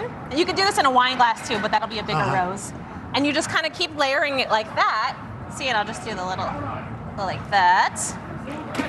And then once you have another layer there, there you go. And you can flip it out. Oh. And that's how you get your My rose. gosh. Look, I mean, isn't that just the cutest thing? That's amazing. So these are great for this party, you've or got, these are great you've got for the salami rose. Yeah, right over here, rose. we've got Chef David Rose. Exactly. Which is very, very, very fitting. Chef, we've got 2 roses. What a great idea. I love it, though. And so when you do these things, Yeah. how far in advance could you put this out? Or Okay, well, prep this you want it. You can prep this in advance, but keep it chilled until you serve it, and then you can put it out, and then people do it. So this is Fantastic. But those guys definitely make them way in advance. Make them in advance. Yes. That's great. Hey, don't forget, catch Alejandra on season 2 of PBS's The Great American Recipe, Mondays at 9. Well, next up, we're going to be turning up the heat on this party with one of our 30 Rock neighbors, Chef J.J. Johnson, right over there. Woo! JJ, Hey, JJ. you know him from his. Oh, let's kind of walk over. We're gonna walk over this way. I'm ready for you. Chef JJ, you know his fabulous restaurant here in New York. In fact, when you guys finish up, go down to the concourse so you can check out JJ's field trip. Well, today he's going to be grilling lemon pepper prawns with a signature collard green salad. Good to see you, about it. sir. Good to see you too. Hey, how's everything? Oh, everything's great. Ready for the summer? Yeah, I mean, I'm in it. This is it. I got the fit. You said I'm coming to a block party. You got to look right at the block party. Got the party. shorts, got the kicks. So looking good. Today's all about lemon pepper prawns. Okay. So how's your pepper game? My pepper game is strong. I like strong? the pepper. So this is gonna be spicy, all right? Okay. So onion powder, garlic powder, black pepper. It's so humid. Ooh, it's so humid. It got stuck. Look at it. Look at it. They are literally rock hard because it's so humid. That's crazy. You add in some pepper flakes. Can you get it in there? Hold Use on. that spatula. Get it in there. Get it in there, Al. Hold on. I got you. I've never seen that before. Coagulation. Woo! And then fresh lemon zest. Oh, okay. Right, that's the trick. Yeah. All right? And then the Good and Gather olive oil. Then mix that up for me. All righty. So you mix that up. Now, let me. You said prawns. What's the difference between prawns and shrimps? If you can't get prawns, could you use shrimp? You can use shrimp. You can use really a large shrimp. The great thing about prawns is they come from like 3 places in the world: Costa Rica, Australia, and Nigeria. Okay. So, and they come in many different sizes. I like to have my prawns with the head on. And then they look like this. Right. And then you just put these, boom. You put these right on the grill. You don't want the grill too hot because you don't want to smoke it up, but you want a little bit of that sizzle, right? Sure. And when you talk about summertime, are you ready for summer? Prawns or shrimp talk summer. Yeah. And the great thing is they cook up fairly quick. They cook quickly. This is great for large groups. You're trying to figure out what to do with family coming over. Right. Go get some large Not shrimp. everybody eats meat. Exactly. So that's perfect. And now, then- once you've got your shrimp, Once you or got your the prawns, shrimp now, Al, come on now. It's all about this lemon pepper sauce. All right? This is when you turn it up. So there's some hot sauce in here. So your Right. favorite hot sauce, honey, Yeah. a lot of lemon, and then you just drop that on top. Oh, now big that drizzle. does that not look good? It looks good. Let's see how. Come on, I'm gonna jump in there with you. Oh, that's fantastic. Sweet, spicy, the lemon. Man, that is good. Now listen, I can stay here all day and eat this with We you. could, but we've got other things to do. But let's jump into collard greens. Oh, yeah, the collard greens. Now, we're not braising collard greens. Oh, okay. These not your mama's collard greens. This is raw collard greens. Okay, which you always think, wow, it's so tough. You couldn't eat it raw. No, but that's the great thing about collard greens. They're versatile. They're affordable now. Right. I used to want to say cheap, but they're not cheap No, no more. nothing's cheap They're anymore. affordable, and this is a great thing. So you make this beautiful coconut dressing. So what did you? What was it? Like a toasted? So some toasted cumin seeds. Okay. And you got to toast the cumin Why? seeds because you want to get that effervescent. You want to bring it to life. So lime juice. Yeah. Coconut milk. And if I can, just for a second, I want What's we going on? can't do this without our crew. Let's take a look at our stage crew. They got to bring stuff Putting in it all and together. out in this heat. They're getting this thing done. Thank you guys. You guys are doing a great job. We really appreciate some it. mustard here. Ginger. Yeah. And then if you want it spicy, right, you can put a little bit of chipotle. I like to put it all out. It's got a you know little me. smokiness in there. Exactly. And then you blend that up. Okay. All right. So that's your dressing. So collard greens, you like the stems? I do like the stem. So if you like the stems like me and Al, you can keep the stems in, or you can just pull it. Okay. And what I like to do with the stems is I pickle them. Oh, nice. So there's I've no never had waste, that. right? You're right. So humid out here, Al. Nothing's working. Nothing's working right. And then you just roll them up really nice. And you're basically going to chiffon out it? Yeah, so if anybody ever comes to Rockefeller Center, go down the field trip. Hell yeah. My Rice Bowl shop. We just opened a new one. Where? Right in front of Columbia University on 114th Street in Broadway. Those students are going to love that. So, you heard Allie say that the students are going to love it. Send your kids to Columbia. That's it. That's and get a some main field reason to trip. do it. So you end up with something that looks like this. Something like this. And then you add in the beautiful ingredients. Some red onions, some cucumbers, candy cashews. You can buy those in the store now. Azuki red beans. And the Azuki red beans, and then that dressing, right? And you just drizzle that right on top. And you mix that up. What you think? This is my famous collard green salad. Man. This is bright, it's fresh. And you can put those prawns right on top. You can add some there you chicken go. to it, some swordfish. Layer this bad boy. Exactly. All the things that speak summer. You know, I just mix it up. But you know, block parties for me are a thing. That's fantastic. Thank you, sir. We appreciate that. Chef JJ, thank you so much. Guess what? We are just getting started here on the Ultimate Summer Block Party on today, all day. JJ Johnson's going to be back in our next hour with another delicious recipe. Coming up, then we're talking Mr. Adam Richmond, my man, going to show us how Brooklyn does a block party with a crowd-pleasing recipe for the perfect handheld bite. And our own Today contributor, Joy Bauer, is here with 2 tasty and nutritious recipes. Everybody's going to love all that and more as the Today Summer Block Party continues right after this.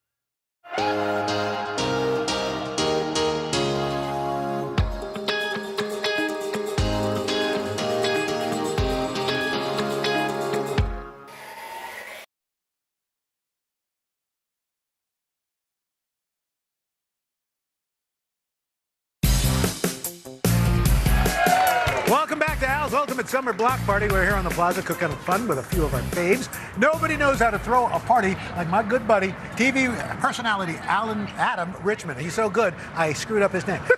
He's here with a delicious appetizer fit for the whole neighborhood. Don't forget, scan the QR code below for the recipe. So what do we got cooking, my friend? We have pulled pork egg rolls. Ooh. Super delicious, right? Like Pulled that. pork egg rolls. Wow, everybody loves egg rolls. Everybody loves pulled pork. Exactly. So you can do this with store-bought stuff, but if you wanted to go from scratch, let's start with from scratch coleslaw. So what we have is green cabbage, red cabbage, and carrots, and I salted it to get this excess moisture out of it. Pro tip. Yeah, well, the moisture is going to obviously break down. So that keeps your coleslaw from getting watery. Watery and that nice, thick, rich dressing breaking down. So we have some mayo, so if you wouldn't mind, we have some Dijon, we have some pickle juice, salt, sugar, pepper, and celery salt.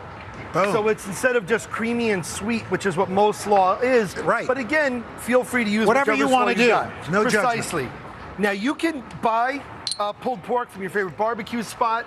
You can make it. I know that I gave the good people at Today Food a recipe from my buddy Myron Mixon where you can make this the best, winningest man in competition barbecue. Yep. And he gave me a recipe for how to make pulled pork in your oven. So this will take roughly 4 hours start to finish. You could shred it with forks. You could just, with forks rather, you could just pull it apart with your hands. And you want to get it in chunks. That's excellent. Just mix it all up so it's all covered. And the cool thing with the slaw is, the longer it sits in your fridge, the better the flavor is going to be. So again, you can pull it off into big chunks, hence pulled pork. Yes. Break it up so that you can work with it into the small egg rolls. Okay. So once we have it, you can mix it with your sauce. You can heat it up with your sauce. All right. And we have our egg roll wrappers. You can use water. You can use an egg wash. But basically, we're going to put water around the edges. So that's basically our glue because there's enough starch on it. And then, again, you can use any pork you wish. Yeah. You can use char siu, whatever you want. But I like old school pulled pork. I used to get some from a guy in Cabot, Arkansas, at Mean Pig Barbecue. Wow. And I used to get really delicious stuff. And then, again, the slaw of your choice. So I like this one because it's not so sweet. Because barbecue sauce tends to come with its own inherent sweetness. Yep. Then I put like just a drizzle of barbecue sauce right down the center of it, because it's already going to have a little bit of juiciness, if you will, from the actual pork. Now slow down on that fold. Now show us how you do it. So we go over and tuck it. Okay. Then bring the edges in as best we can. Right. And then roll her on up. There you go. And then we have that water to seal. Well, it doesn't tear apart because we're on a 102-degree day on the plaza. Woo! All right, now you can do this in a deep fryer or you can pan fry. You want an oil that's going to get to 355 degrees. You want some with a low smoke point. So peanut oil, excellent for frying. Safflower, also really good. Again, you want to lay stuff down away from you so you don't look like the Phantom of the Opera, if you can. So you want to keep it. I usually try to do the wrap side down because then it sort of sticks. Okay. So you want to get it till it's golden brown. You don't want to overcrowd the pan because obviously it's going to lower the amount of energy to actually make it. So we have a few of these cooking away. And then finally, and I noticed there's like, you can have a dipping sauce of your choice. So I'll give you my favorite peanut sauce, and it is the easiest thing ever. Creamy peanut butter, hot water, sriracha, and garlic. Wow. Oh, that's fantastic. See, and it's, the nice thing is it's a big like flavor punch without being super intense with the ingredients. So literally just use the hot water to get the peanut butter where you want it, olive oil and garlic in the pan, and then hot sauce if you need it. Now, could you get to this point? Yeah. Put these in the fridge. And to then tighten them up. 100%. And so they're done ahead, and all you have to do the day of the party, drop them in the exactly what I do. Coming from a Jewish family, the fact that my cousins always want pulled pork egg rolls makes me feel some kind of way. But yeah, that's exactly what I do. Make them in advance, and the same thing, the slaw intensifies with the flavor. So too does the pork when it's soaking up all the sauce and those fibers. It's sacrilegious, if you will. But so delicious. So delicious. It's delicious sacrilegious. It's sacrilegious deliciousness. The best. Thank you, buddy. All you guys having a good block party? Adam Richmond, ladies and gentlemen. Now, you always got to love at a block party. You kind of mosey along the block. You walk around, and then you see a good buddy. And look, oh my gosh, look who I just happened to run into, Joy Bauer. Oh, so good to see you. Great to see Our Today nutrition and health expert. We always count on her to bring some healthy and hearty dishes to the party. And you've got a little something fun, a little something, a little cooling right now. I do. Especially on a day like today. Yes. And are we going to start right now? Yeah, let's do it. Amazing. Okay, so the first thing that I'm going to do, and you know that healthy food is my love language. Of course. So everything here is super simple. It's easy to make in bulk because I have massive block parties pretty much every weekend. Do you really? And also, it's totally scrumptious and seasonal. So we're starting with watermelon feta bites. Well, right now, watermelon is at its peak. Absolutely. Yes. And so I'm going to show you very quickly how I cut it because this will make the process very simple. So I like to cut sticks, watermelon sticks, just like this, because then you very easily can produce a mass amount of these little cubes. And I should also say, we're using watermelon now. You can swap in honeydew, cantaloupe, even chunks of pineapple. I did it with mango the other day, and it was delicious. Yeah. So now it's about skewering. Right. So we put the watermelon on a stick. We have naturally sweet, juicy watermelon Sure. coupled by feta because Oh. everything's better with feta. Better with feta. And so it's important when you're buying feta for this one, you don't want to get the crumbled, you want to get the cubes. Right. So we put this on, and now it's all about the mint. So this is going to be a nice aromatic mint leaf. Right. And we need something to drizzle on it. Sure. So let's take this. Now, normally I would do a balsamic glaze. You get that zesty, Ooh. tangy deliciousness. Right. But I also tried it with hot honey. Ooh. Pesto barbecue sauce. Honestly, anything works. Let me open this. Hold on. Want to do that? Give it a squirt. Right over there. There we go. And you like pesto also, right? Oh, yeah. And so you actually have the perfect combination of this juicy, salty, savory, creamy. And what's great about this aromatic- is kind of the salt, sweet. Yes. And you can make a great big platter, alternating the fruits as well. Even though I'm a little biased to watermelon, but really anything works. I've never met anybody who had a watermelon bias. But we all love watermelon. Okay. A bias towards watermelon. that's what I I- love I know what you mean. watermelon. I know. I sing songs about watermelon. Now corn is out there. The sweet seasonal corn. Love corn. And so this is a southwestern corn salad that really complements anything that you're making. Hot dogs, burgers, steaks, chicken, anything that you are grilling, this will go with it. So I'm going to show you a little trick to get the kernels off of your corn. Okay. And by the way, you can also, if you want, swap in frozen corn or canned corn, but right now, Yeah. ears of corn are, Come on. go for it. Okay, so we have a large bowl here. Then you're going to take a smaller bowl, invert it down below. Right. You put your corn on top, you take your knife, and you slice it off like that. And what that does is it catches all the kernels, because if you do it on a chopping block, sometimes they scatter all over the place and they go a little wild. So they all catches them. But you know what I also like to do? I just put it on the side, just like this. And I slice So my like that? Yeah. Yeah. So either way, you get either your way. kernels off. Now here are our kernels. You're Okay. going to toss them on the skillet. You can also start with grilled corn on the cob, and then you Right. could skip this I was step. just going to say, because that's what I do. I like to, especially if we have extra, I just grill it up and put it in a. You're going to make the salad. Yeah. Boom. And so I have a little bit of olive oil Right. here, and we're just gonna saute it for about 7 minutes. We want to get these So it ends up beautiful looking something like char this? mark. Yes. And when you do this, if Right. you're not going to use your grilled corn, I'm going to tell you, Al, the kitchen starts to literally smell like buttered popcorn. Ooh. And sometimes you get some jumping actions too from the corn itself. Pop, pop, pop. Yes. Now we're going to build it. Okay. So we have our corn here, and we're going to put in, you're going to scoop this in. This is a can of rinsed and drained black beans. Okay. I have chopped red bell pepper, Right. lots of color. Now we're going to put in red onion. Okay. The hardest part about this is just doing the chopping, and honestly, I'll chop the night before, jalapenos and cilantro. Okay. And now we're going to dress it up a little bit. Give this a mix first. I'm going to come around here, Okay. and I'm going to add in some lime juice. Nice brightness. Yes. And a little bit of olive oil. We don't have extra olive oil here, but I would put in a little bit more of extra virgin Just olive assume. oil. Okay. A little bit of cumin, honestly, because I love a bit of a kick, and salt and pepper. And this is ready to go. But what did we mention before? Everything's better with feta. Right. So this time you're going to use crumbled. Okay. And you're going to put a little bit on top. And honestly, this platter will be the hit of a party. It's give so this a try. delicious. Yeah. Here you go. I wish I had an extra fork. What do you think? Oh, that's great.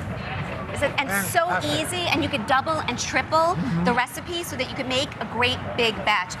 What I do is called mob meals because we have so much family in the backyard all the time. So Well, in Brooklyn, mob meal means something else. That's another story. it just means extra large, gigantic, healthy food. in my All house. righty, Joy, thank you. It's always good to see you, dear. All right, for this recipe and all the recipes from our block party, just scan the QR code below with your smartphone. Coming up next, we got Chef Jordan Andino. He's going to share a summer barbecue staple with a twist you do not want to miss.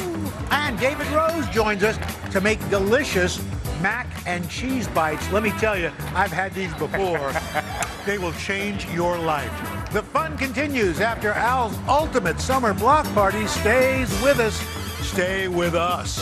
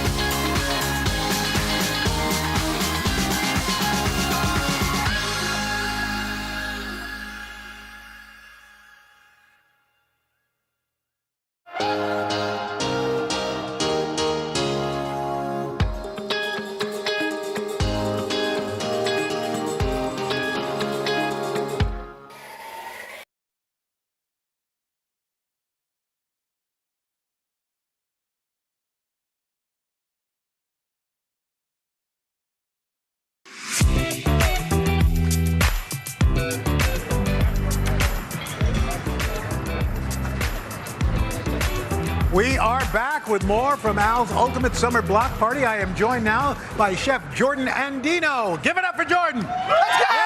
He is the chef and co-founder of the Carriage House here in New York. Jordan's also going to share his recipe for a really interesting summer barbecue staple.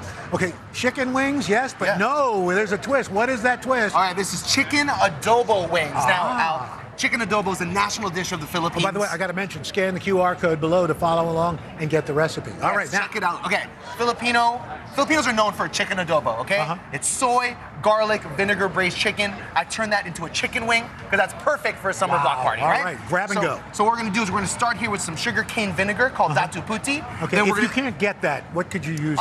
Regular white vinegar, Okay, yeah, all right. or even rice wine vinegar. Oh, okay. Yeah. This is dark soy. It's more concentrated on the salinity, Yeah. to give it a little bit more flavor. And then right here, this is some oyster sauce because you always need that sweet element. Okay. And whenever I cook, I love to have a sweet, so that's some sriracha right there. Ah, so a little spice. So I definitely got to have that spice. Once Right. it's in there, you're gonna give it a nice little whisk. Do that up. Okay. So once it whisks, what you want to do is you're gonna throw your wings in there. As the wings sit, they need to marinate. Okay. I would say at minimum 4 to 6 hours. Could you leave it overnight? Leaving overnight would be best. Okay. Yeah, at minimum 4 to 6 hours overnight, you're gonna do it. So you're just gonna let it sit, make sure everything's fully submerged, ready to go. Okay. Once you have that, and then we'll get to it. Now, you're gonna make your breading, okay? Because you want that nice little texture. Okay. Right? Chicken wings, when you want them crisp, you gotta have it. So now we're gonna put in a little bit of a bay leaf. We're gonna get this going, and we're just gonna chop this up. Chop up the bay leaves. You want everything nice and homogeneous in terms of the texture. Okay. Once that's done, you throw it into your bowl. Right. And then you add your seasoning and your flavor. Of course, you need to accent a little bit of salt, garlic powder, onion powder to help elevate that base flavor. Some brown sugar to balance it out. And then some paprika, because paprika is always delicious. Could you use smoked if you like? You could use smoked, especially if you're going barbecue on the grill. I would definitely say that works. Then, here's the trick, cornstarch. The crispiest wings in the world, cornstarch. Wow, Yeah, pro tip. Cornstarch, everyone. Cornstarch. So you put it in. Once it's there, give it a nice little whisk. There you go. Okay. And it's ready to rock. So all from there, wings have marinated 4 to 6 hours, at best overnight. So we're just gonna throw them in there. So you dredge them in here? We're just gonna dredge them right here. And you just toss everything ready to go. Like so. Oops. Toss it up, Al. There you go. Look at that. Crispy wings. And then once they're done, you have a napkin right there for you. And once they're done, they look like this. So now from this point, you can either deep fry them, you can bake them, you can even roast them. Could you grill them? You can grill them for sure. Okay. It would be delicious. Now what we're gonna do is we're gonna make our dip. Every wing needs a dip. Every wing needs a dip. Every wing needs a dip. I don't care Everybody what say you're making. together. Every wing needs a dip. There Yes, you it go. does. Very All right. nice. So now what we're gonna do is we'll start with a base of sour cream. Lemon juice is gonna elevate all those flavors. Could you use like a Greek yogurt if you're Greek yogurt, labno would work really well. Creme fraiche if you want to get fancy. Take your pick. Now we have coconut milk. Coconut cream, coconut milk work. Full fat. Yeah, you want all of that. That's That's gonna give you that nice island flavor. Add some sugar and some salt to help accent that. There you go, Al. Best sous chef ever right here, by the way.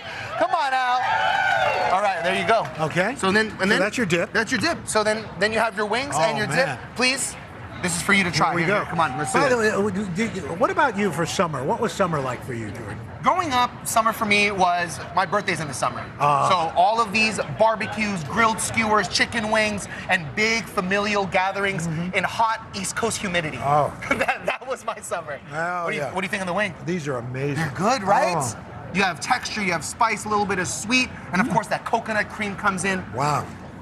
Oh. Oh yeah. That's fantastic. How delicious is that?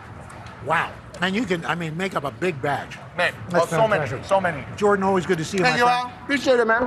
Have a great summer. We're doing it. Hey, don't forget, catch Jordan on his Netflix show, Cook at All Costs. That's right.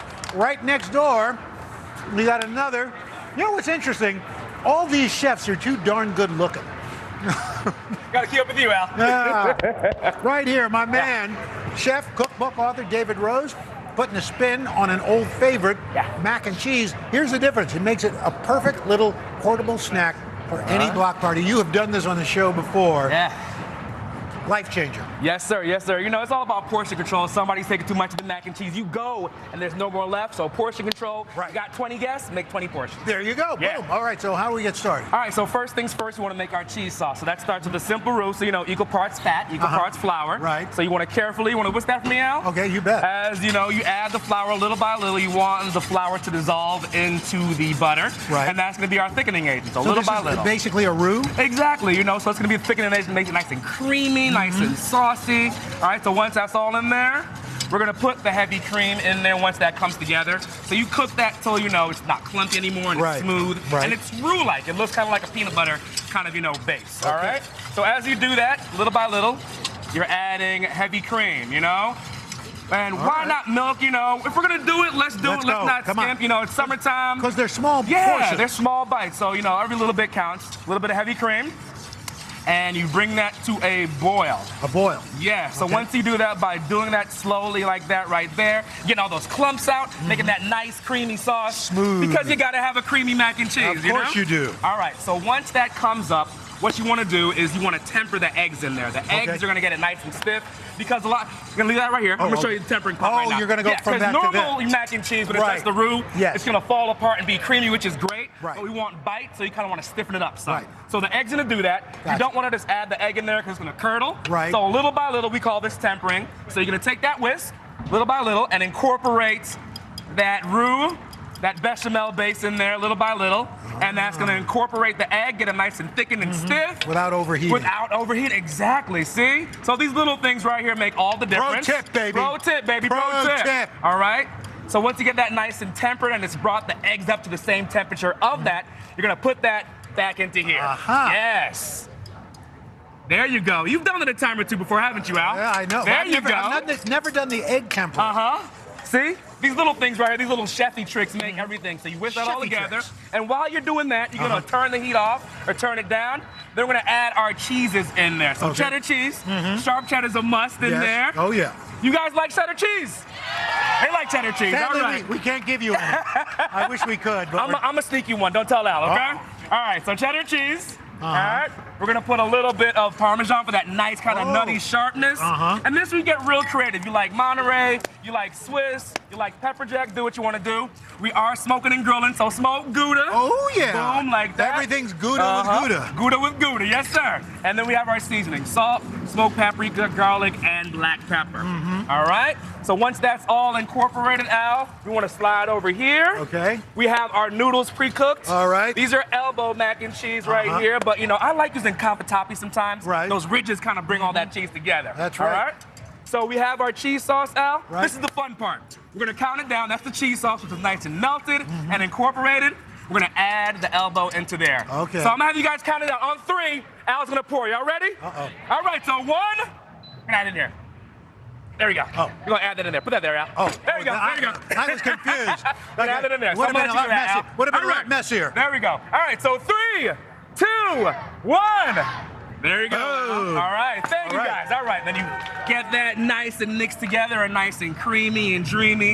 Everything nice and incorporated, right? Doesn't that look good? Oh my Now God. we can eat that the way it is right now. Of course you could. You know, but you can add even more flavor by smoking it out.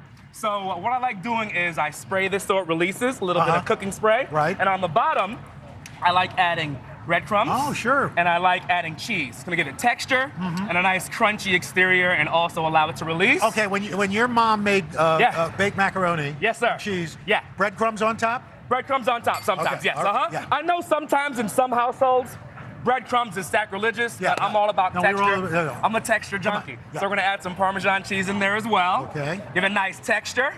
Yes, there we go, Al. See? I love this. Doesn't it look good already, my friend? Oh my gosh. There we go. All right, now we're gonna take a scoop and we're gonna like go an ice ahead and cream put it in soup. there. Yeah.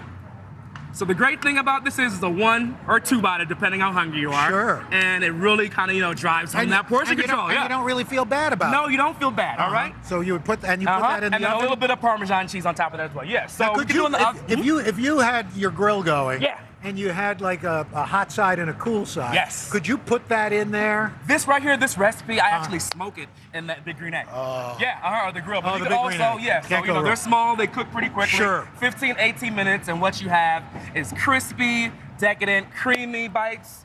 I'm gonna let you be the judge, Al. That's fantastic. Right? I'm gonna join you, my friend. Cheers. Block party to end all block parties with this right here, my friend. Hey, tell me, David, did you go, when you were a kid, did you go camping or anything like that? What did you do in the summer? Actually, when I was a kid, not so much. The older I've gotten really into it. And I actually came from a round trip, Utah and back to Atlanta. And along the way, I camped and just lived off the land and unplugged. It was amazing. You gotta come with me, Al. Did Al come camping with me? Al should come camping with me. What's your favorite go-to recipe when you're on an open campfire? Steak, baby. Steak. Steak, ribeye, luscious ribeye. Get that nice char on there. Medium rare. Slice that up with some, potatoes. I'm all about it. But when you're camping, so what do you bring with you to cook?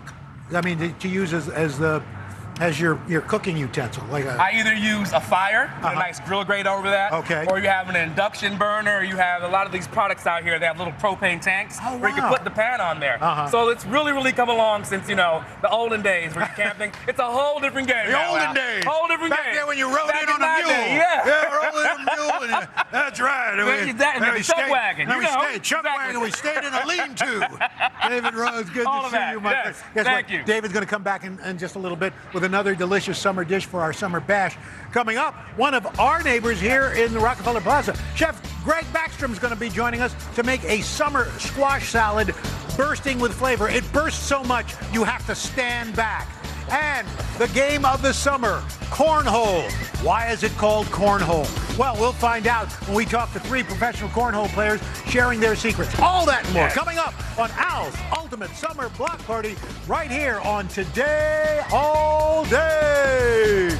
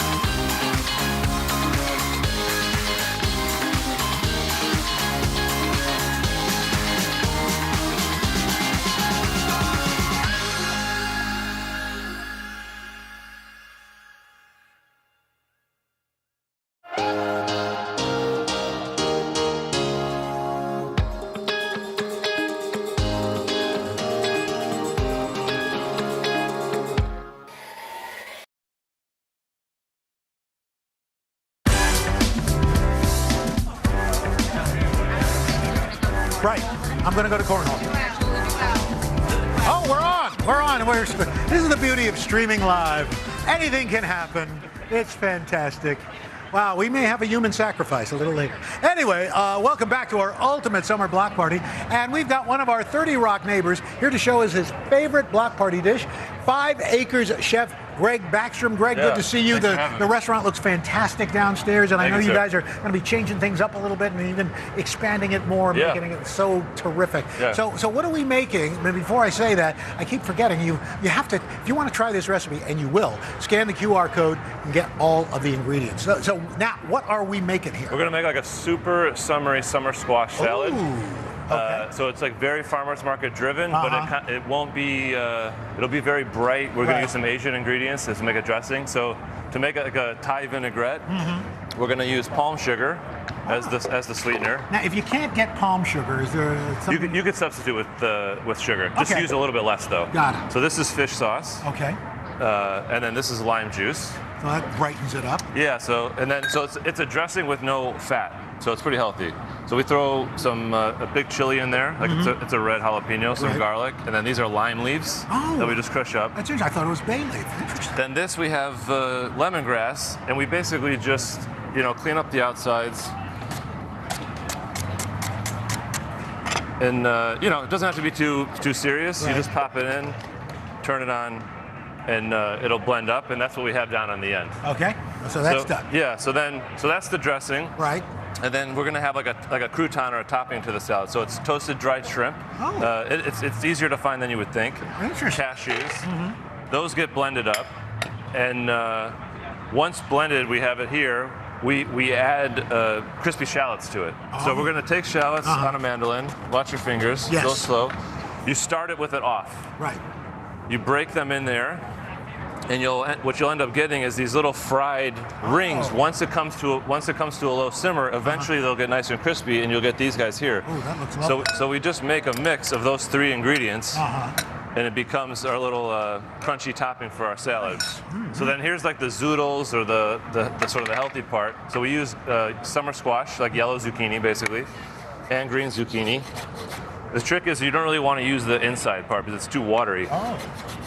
So you just kind of, safely go like 2-3 times each time, and you'll have these nice long noodles. You'll bring it here. It doesn't have to be that serious. Any herbs you want. We got mint, we got basil and cilantro, and then that dressing. Yeah. And we just give it a quick little toss. Could you put mint in there if you wanted? Yeah, mint. I mean, honestly, if you didn't even want to do it with these ingredients, I've done it a lot with like orange and olives instead. Wow. And so you just dress it like 5 minutes before you want to eat it. Okay. And so in other words, you could do the separate ingredients ahead of time, leave them in the fridge, and then assemble. You just need something very acidic. That in this case it's the lime juice. So lime juice, red wine vinegar, whatever you have. And then your crunchy topping. So it's like a very bright, summery squash salad, and everyone likes a good fork twirl. Oh, kind of like a little pasta, or the zoodle. Good daytime salad. Oh, that's fantastic. Thanks, yeah. What is summer food, block party, camping? What have you done when you were growing up? Well, I was in the Boy Scouts for like 15 years. Oh, wow. So a lot of my summers were camping with my father and my brother. And then, we lived in a nice neighborhood that had a block party every year. Wow, that's fantastic. Well, this is a perfect addition to it, Greg. Yeah, thanks so much. Thanks. I'll see you down there. Good to see you. All right. Yeah. Hey, so what's a block party without some games? Well, we've got one that has seemed to explode. Cornhole, one of the most popular activities at neighborhood gatherings this morning. We've got 3 of the best cornhole players in the country joining us. We've got Lori Dool, Yeti Irwan, and Moses Azuda. They are pros in the American Cornhole League. I never knew there was an American Cornhole League. That's fantastic. So how did you guys get into cornhole? So we all started playing cornhole at our local leagues and started to become bigger and started travel, going to a regionals, conference, and our world championships, which are next week. So Yeti, why is it called cornhole? Oh, I think because when it just started, it's the people that play it in the beginning, they play the bags filled with corn. Oh, very good. And Moses, have you grown up playing cornhole? No, I've actually, somewhat. I've been playing since I was about 15. All right. How old are you now? 18. About All right. Like a third of your life. It's unbelievable. Right, almost, or a quarter yeah. of your life. All right. So why don't you show?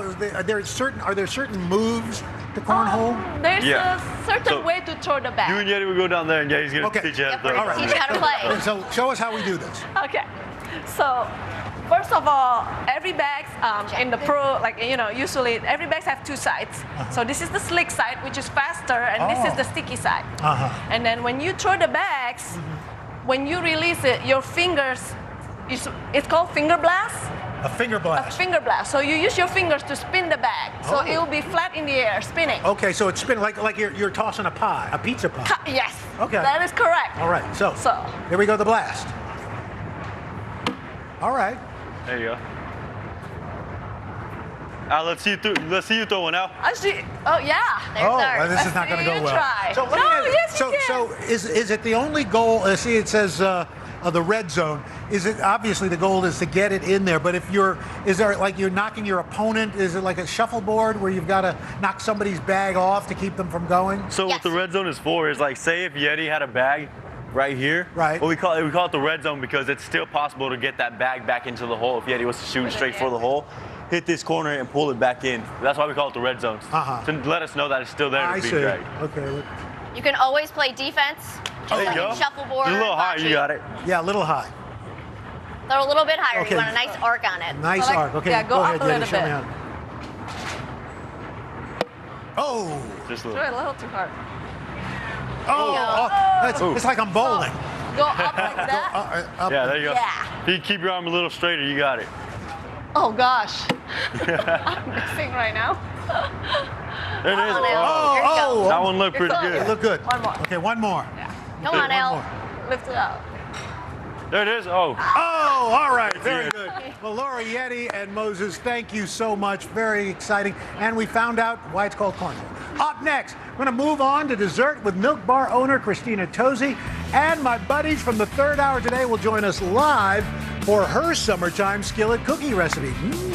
Don't go anywhere. Loads more block party bites coming up on the second hour of our ultimate summer block party. Christina will be back. Alejandro Ramos will be back. Adam Richmond will be back. This is a party. You guys having a good time? It's the summer block party, your Al's summer block party right here today all day. Let's go.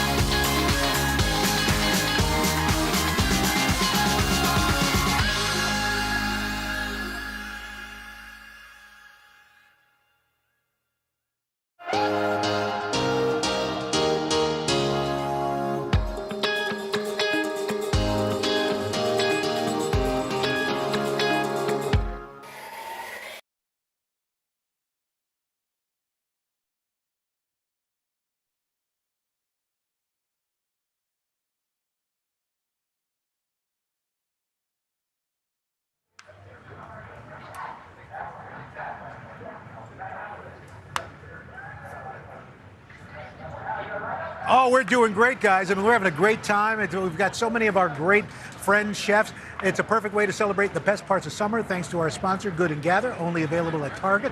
Joining me right now, Milk Bar owner and dessert queen, Christina Tosi, going to show us how to make a summertime skillet cookie. I love this. I mean, who doesn't love a skillet cookie for the summertime? Woo! So for me, baking has a place at a block party. Yes. 100%.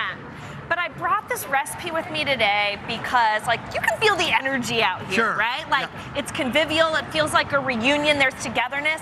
And you don't want to spend all your time hiding out in the kitchen prepping, right? You can do this and then bring it out You later. can do this. You can buy store-bought. Like, there's so many ways around it. I'm going to show you how we get it done from scratch. Oh, my good You're friend my Craig cookie Melvin monster, right right? here. Thank you. My friend looked warm. Oh, thank you.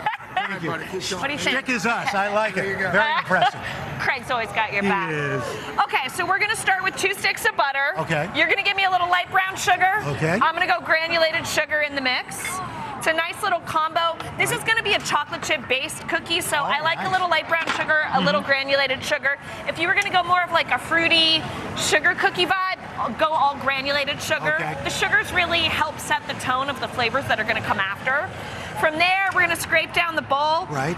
It takes 1 egg and a whole lot of vanilla extract. The secret to any great chocolate chip cookie, by the way. You want to get on vanilla? Okay. I'll go egg in the mix. You can make this dough ahead of time, which is really great. Oh, that's We good. also make this cookie dough and we sell it at Target. Oh, my gosh. You can get a cornflake chocolate chip marshmallow cookie dough or a fruity cereal cookie dough. So different strokes for different folks. I like that. And then it's dry ingredient time. Okay. So we're gonna do the normal dry ingredients first. Okay. Flour, Okay. salt, baking powder, baking soda. Any particular order you No, like? just all in the Just mix all in here. the mix. I mean, do you want a job? I feel like you I could need- work at the Milk there's Bar some days kitchen. I need one. We'd hire you. I'm there. Look at this man. He's taking Pay control. me in cookies. So here's a real, go for it. Okay. Here's a real tip for a cookie like this. If you're gonna make a cookie and add a bunch of fun stuff at the end, Right. you add your basic dry ingredients first. You bring your dough together just till what I call it's shaggy, so it's not all the way mixed, so that it stays nice and fudgy and dense. Right. And then you add what I call the fun stuff. Okay. So cornflake crunch, marshmallows, chocolate chips, right? It's salty, it's sweet, it's a Got whole lot of everything going energy. for it. And then everything goes in the mix because we know we still have mixing to go. Right. So adding this stuff into the dough is going to give us texture and goo and personality. Okay, so we're And mixing our then dough. you pull out the skillet. So this skillet has been preheated. You can make the skillet cookie in an oven, 350, or hand it to the person man in the grill. Oh my or gosh. womaning the personing the grill, Personing the right? grill. So you preheat the skillet so you get a Right. nice crust on the bottom of your cookie. It goes straight into a seasoned skillet. Grease it if you don't have Sure. a seasoned skillet. And all you do is you take your spatula and you Spread spread, it it out just so it reaches the end, and then you go fun stuff. So whatever you think meets the personality of the cookie you're trying to make, there you go. Oh, I like the salty sweet. The salty sweet, we've got, so these cookies are our super crunchy cookies. They're new to the aisles of the grocery store. That's brown butter chocolate chip to Okay. bring the flavor personality. Look at him, he's It's like a cookie give me pizza." a cookie. I've been out here all day. All right. So milkbarstore.com, we got all the recipes for you. We got all the cookie energy for your summer That's block fantastic. party. All right, we got to go back to our pals at the third hour today. Next commercial, guys, you come out, get some cookies. Fantastic. So, okay. So anyway, Christina, party's just getting started. They're going. So they're. So this is a chocolate chip right here. Cornflake chocolate What do chip you- marshmallow. when you think summer, what are some of your summer memories? So we were just joking in the back, all the chefs together. And I was like, I never went to sleepaway camp. My mom I didn't sent either. me to Ohio where my grandparents live. And she was like, you're gonna live that farm life the way that I was raised. Oh my God. To keep you like, I don't want you to be a city girl. I want you to be like, I want you to appreciate where corn is grown and how to mow the lawn and Yeah. all that sort of stuff. You know, it's so funny you say that because that was one of my regrets. I had all these friends in my neighborhood who had family like down south, and they'd go down south for like 2 weeks, 3 weeks, a month. My family literally was within a mile. But so that's we a had blessing I know in its it own was, right. but we had nowhere to go. Wait, so what did you do? Block party? We would go, well, we would have backyard barbecues, people would come over, and we would also go here in New York, about 40 miles north is Bear Mountain, whatever, Oh, yeah, which for we'd always sure. call upstate, which is really, it's just a suburb. There's a lot more upstate New York I than know. Bear Mountain. Well, it would be a caravan. No, swimming, some swim. But we'd be a caravan of station wagons going up. You know. Skillet cooking on the grill. Oh yes, absolutely. So that's really great. Oh, I love it. Are you ready for let me a try slice a little of of the this? chocolate. Oh, this thing is gooey. You can Oh. s'mores it up. Ooh, This is my fan- friends. This You looks ready? so good. Hold on, let me get a slice in here. Okay. What's your Like- favorite kind of cookie, by the way? You know what? I either a chocolate chip or an oatmeal raisin. Oh, okay, I see. There's a little parchment under here. Oh, they did Here some we parchment go. to keep it from sticking, There you which seemed to go. defeat the purpose. But there you here we go. Oh, Tell me okay. you're mad at that. You're not mad at that. Never mad at that. Well, that does it for the first hour. Come on over, Christina. It does it for the first hour of our ultimate summer block party. I want to thank all of our chefs and the cornhole players who helped us kick off our summer special. Christina, you're going to be back in the next hour. What do you got? Oh, I got strawberry corn cookie bars for you, my friend. You eat that while you play cornhole. So it doesn't get much more summery than that. Our ultimate summer block party continues right after the break. Don't go away. Right here. Woo! Here we go.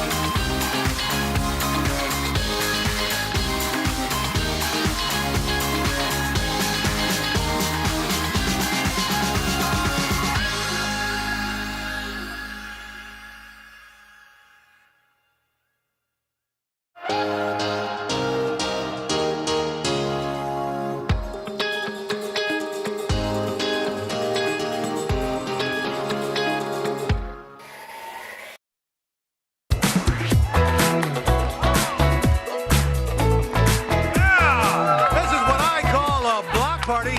It's not just a block party. It's the Today All Day Ultimate Summer Block Party. I'm Al Roker. Hey, we got a very special, because we're hosting our very first block party right here on the plaza, thanks to our sponsor, Good and Gather, only at Target. We're cooking up an epic party with tasty treats that will have your whole neighborhood talking.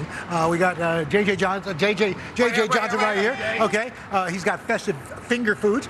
Milk Bar's Christina Tosi back with a summery dessert you don't want to miss. Adam Richmond, Alejandro Ramos right there, and more. Scan the QR code at the bottom of your screen with your smartphone for all the recipes. Of course, Block Party wouldn't be complete without fun and games.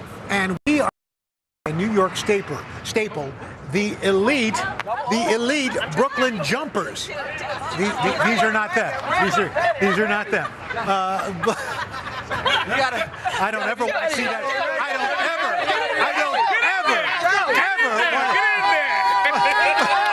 Wait, you guys look like the Blues Brothers. I need you. I need you. Anyway, does something to me. Oh, man. Little throwback here. Block parties are a beloved American tradition. No surprise why, as long as there's no dancing like that. They bring communities together. Our friend Hoda Kotb dug into the history behind the social phenomenon. Everyone you meet, they're jamming in the street. When summer hits its peak, neighbors from coast to coast pour out onto the pavement. America loves a block party. It's an epic get-together set in the street with everything from grilling and games to music and dancing. The beloved tradition dates back more than a century. A New York Times article from 1923 calls the block party a social phenomenon. And over the years, the neighborhood gathering evolved into a full-on celebration, often even including live entertainment, vendors, even rides. When residents close the streets, the traffic ends and the party begins. Oh, that I love it. Thanks, Hoda. We really appreciate that. Well, I got another New York staple here, TV personality Adam Richmond. I did it again. I said, That's why am I okay. saying Alan? Adam Richmond, who's back with a summer dish you're going to want to share with friends and neighbors. You already had me at sauteed onions. Yes. So, but basically what we're going to do is we're going to slice the onion nice and thin, you know, make a nice little like claw with your finger, and you could even use a mandolin, but you want to get these nice thin slices. So once we have the onion sliced, then we're going to caramelize them down to roughly this consistency. Wow. And an easy way And to add, how do you do that? I mean, so just oil, butter, and thyme. You don't want to, and a little bit of salt, but not the this could take spice like thyme. No, this could take like 20 minutes. Not even. Not even? And Okay. you want to make sure you don't have the heat too high, because when they pass this caramelized color, they get burnt and it kind of tastes kind of nasty. So what we're going to do is not eat much. So we're going to add some of this wonderful Good and Gather beef stock that we have, and that's going to help sort of bring up the beefiness. And a little trick, and this my dad even used to use in his hamburgers for the block parties. Is this onion Lipton's? soup mix? Yeah. Onion soup mix. Oh. So you're going to put. My mom used to put that in meatloaf. Amazing in meatloaf, incredible in meatloaf. My pop used to use either meatloaf seasoning, McCormick's meatloaf seasoning, or the soup mix. So you want to get this going. You want to eventually come to a boil and then simmer it. Okay. And then while it's actually simmering, we're going to just take some thinly sliced roast beef. You could just buy this from your local deli. Already cooked. Right, and so this is inspired by one of my favorite places in Brooklyn at Nostrand Avenue U called Brennan and Carr. Oh my gosh. And they make a sandwich called the KFJ, the knife and fork job. So I call this my knife and fork job casserole. So this is what that will eventually look like. Okay. And plus, because it's cold, it's gonna soak up all that broth. We take potato rolls, you can get the dinner roll size, you lay it on the bottom, and then what we're gonna do is basically just take a whole honkin' bunch of that's a technical term. It is. A honkin' bunch. It's from the French, isn't it? Yeah, from le honk. Le honk. Le bunch, le honk. We've known each other too long. Mais bien sûr. Have you ever been my Oui, chef. Exactly. We worked together at Vandelay Industries years ago. He was my latex And you salesman. want to be my latex salesman. Exactly. So basically, we're going to layer this on there. And There used to be a lot more of this, but we tell her about the shrinkage, Jerry. I was in the pool, Al. I was in the pool. Anyway, so we're going to lay this down there, and the broth, obviously, the beef is cooked into it. Sure. We want to layer in as much of the broth as we can, about roughly to the height of the last bun. Okay. KFJ stands for knife and fork job, and that's basically what we're going to do. So once we layer it on, we're going to layer in some Swiss cheese. Okay. Could you use any cheese you want? You can. I've always liked beef with like Swiss with roast beef. Cheddar does really well, but you want something with a bit of bite. American tends to be very creamy. Sure. So I tend to like a Gruyere, which melts really nice, or Swiss. So we do this, then we're gonna top it, as much as these guys can stay together. We're gonna top it with the entire sheet of buns. Right. And then we're gonna brush just some melted butter right on top so they get glazed and they get brown and they get nice and golden. We're gonna put it into a 350-degree preheated oven for 25 minutes. And what's so cool is when it's finished, when you serve it, everyone gets their own little slider. Right. So you could prepare a bunch of sliders all at once and it still soaks up all the juice. Please let me know what you think. And hence, because of the soggy bottom, probably knife and fork. Knife and fork job, exactly. Although in 102-degree Manhattan, soggy bottom takes on a whole new meaning. Isn't that a suburb in Washington? I think, or Soggy bottom? something like that. Or it's where, like, SpongeBob has like a restaurant. What was summer for you like growing up in New York? Oh my gosh, you know, Dad grilling Cherry Stone and Little Necks on the Weber in the yard, Nellie Bly Amusement Park, playing ball with my friends at Marine Park. So, like me, there was probably no sleepaway camp for you. Eventually there was. Was there? Eventually there was. I was a Manhattan Beach Jewish Center day camp kid. Oi, blavin' schmaven. But I did that for a while. And then I went shockingly to performing arts camp. Oh, wow. Which one? I went to Frenchwood's Festival in Hancock. God. And I went to Brookwood in Glen Spey, New York. I did that for a little bit. Were you going to be an actor? Well, I went to Yale Drama School. I did not know I got the agents that helped get me Man vs. Food. I got out of Yale Drama School. Yale School of Drama, class of 2003. My gosh. My classmate Malik was in 30 Rock right here on this very, very beautiful network of yours. Wow. Adam. Love you to death. Thank you, my friend. Love that. All right, let's summer. head over this way. Happy summer. Chef Jordan Andino is joining us What's now. up, Al? Hey, Chef, what's happening? We're back. We're back. Good to see you, sir. How are you? How are you? Good, good, good. Now, he's known for his unique spin on traditional Filipino dishes, and he's got a summer staple, barbecue pork skewers. To follow along, get this recipe, just scan the QR code. All right, Jordan, I can't wait to see over this. here. Over We're here. going to start here. Okay. So here's what we're gonna do. Right. We're gonna start with garlic. I have garlic tattooed on my arm right my here. gosh. See that right there? Wow. We got garlic. It's a base flavor that I love to put in all of my Filipino food. All right? So every kitchen I think should have this. Okay. For whole garlic, you're just gonna blend it with some vegetable oil. All right. And then this now allows you to have that minced garlic without having to peel. Mince it. Mince it every time. And now Brilliant. you just take it from a spoon. So it looks like that. You're ready to rock. Okay. Now here's the tough part. Lemons. Okay. You want that acidity. You want that to break down and tenderize the meat. So what we're gonna do is we're gonna squeeze. Okay, you're gonna be the squeezer. Okay, squeezer. Ready? I'm the Bring it squeezer. over here. So Okay. we're gonna take 3 lemons, squeeze it, and then give it to me. Done. Okay. We're gonna do all these. Now the main reason here, the acidity is gonna tenderize the pork, and of course all of that delicious flavor goes really well with pork, especially when it marinates. This right here, you have to marinate for at least a day. Oh, at least a day. At least a day. The longer, the better. Okay. Wow. Yeah. Because you always hear that if you've got a lot of citrus in your marinade, the meat starts to cook. That is correct. But when we're talking about pork, you want that kind of semi-cooked a little bit from all that acid, and you really want to bring that together. Cool. Okay. And then there's the last one right here. All right. So now, once you do that, you're gonna add in your brown sugar, and Okay. Al, let me tell you. Please tell me. This dish just makes it perfect for summer barbecues, okay? You grill. I grew up having this in all my Filipino barbecues. Hundreds and hundreds of pork barbecue skewers. Wow. You go to the Philippines on the street, there's They're selling them? skewers. So this is skewers like street everywhere. food? This is street food. This is delicious street food, and we're gonna start featuring this at my other restaurant, Flip Siggy, also in the West Village. All so, right. and now we're gonna add in, ready? Secret? Coca-Cola. Wow! Mind blown! In there. Coca-Cola? In the marinade, y'all. That's how you do it. Wow. All right, so now then you have some oyster sauce. Oyster sauce is gonna help with that same, like that sweetness, but also the salt, and then of course soy sauce to bring in the salinity. Okay. Now the carbonation coupled with the vinegar or the acid from the lemons, Right. that's gonna tenderize your pork. I'll Okay, switch so sides what with you. kind of pork are you using? Okay, so here we like to use pork butt. Okay. And a lot of people don't realize it's not the butt. No, I didn't know that. Yeah, it's the shoulder. Ah. Okay, it's not the butt. So what we're gonna do is we're gonna cut this. It's imperative that when you cut it into small little strips so that you know that you can get everything caramelized, but also it takes it a lot less longer to cook. Right. You don't want to take too much time. So it's gonna look like this, about an inch, I'd say an inch long by half an inch wide. So first time you cut Just like against the this. grain, and then you're cutting. Yeah, so well, you're gonna cut with the grain I see. a little bit, but also Eventually. obviously against, because Yeah, we're gonna sure. chop Back it and up. forth. Once you get it here, you're gonna pour that marinade right in. Okay. So we'll just bring it in. Oh, Yeah, even better. we'll go this Even way. easier, yeah. There you go.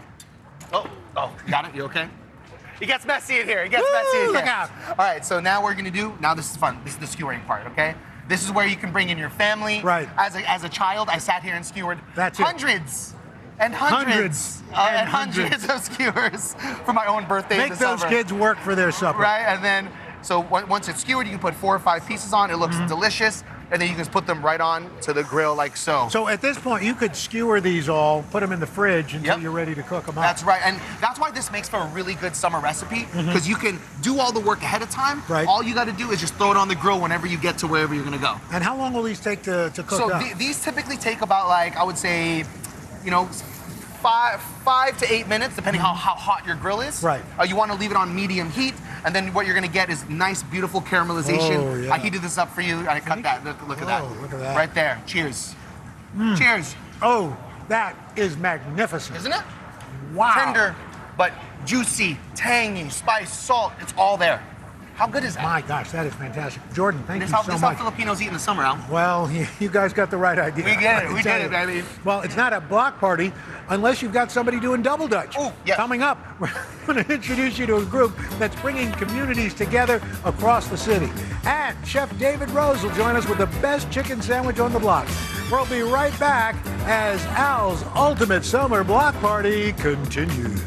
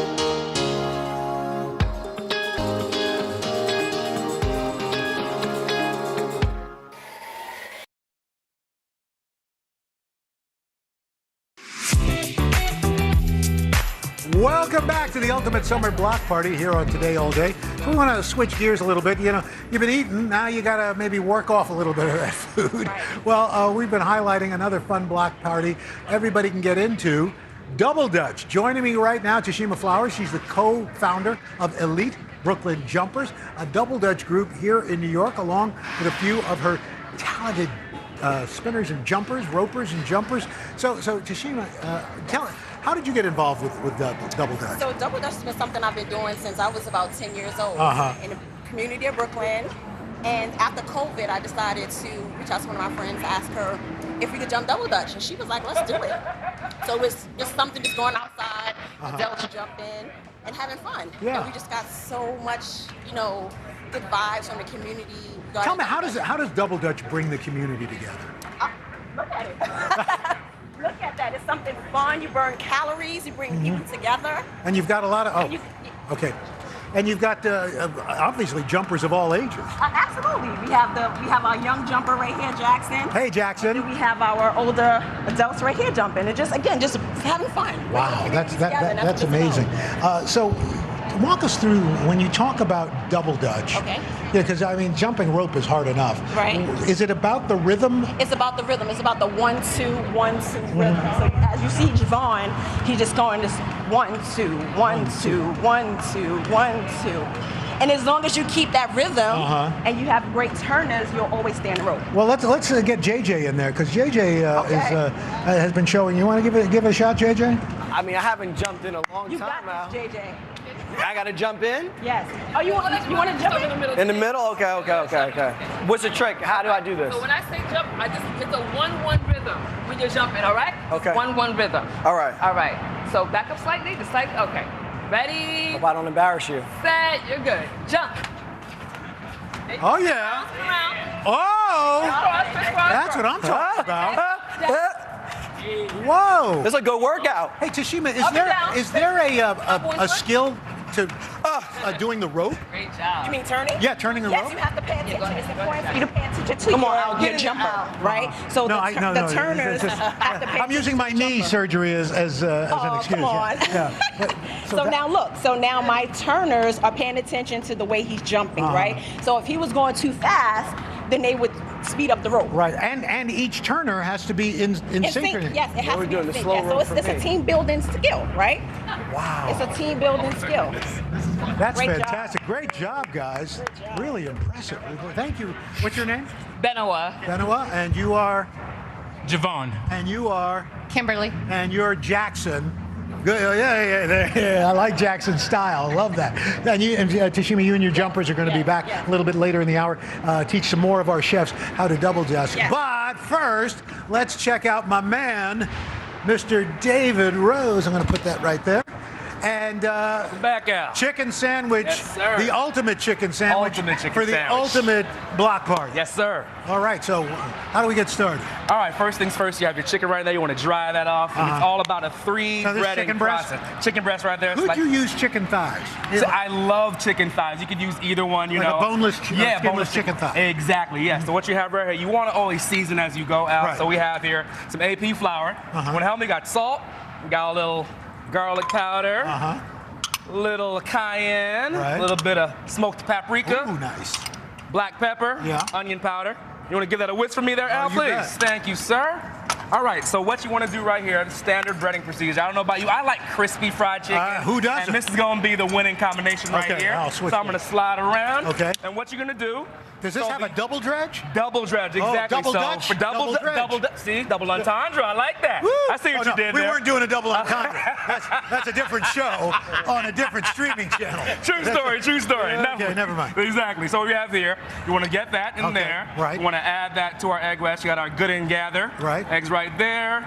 Both sides. I have similar seasoning in the panko as well. Panko So you is like Japanese. panko bread I crust? love panko. Gets that nice, crunchy, kind of crispy exterior. And then you batter that on both sides. Right. All right. Batter, do that. batter, Boom, batter, boom, batter. boom. Right there. You Okay. have our. Hey, batter, batter, batter, here. batter. This is the fun part. That sizzle. If it ain't sizzling now, It you ain't ain't- cooking. So let's that's listen. it. Let's listen. Let's listen for the sizzle. It's faint, but it's almost there. Well, it's almost there. So is that when you talk about it sinking? Yeah. Do you know it's ready when it reaches, kind of floats up to the top? What I like doing to kind of test it before I put it in, a little bit of flour. You see those bubbles kind of pop, you know Right. that oil is ready for you.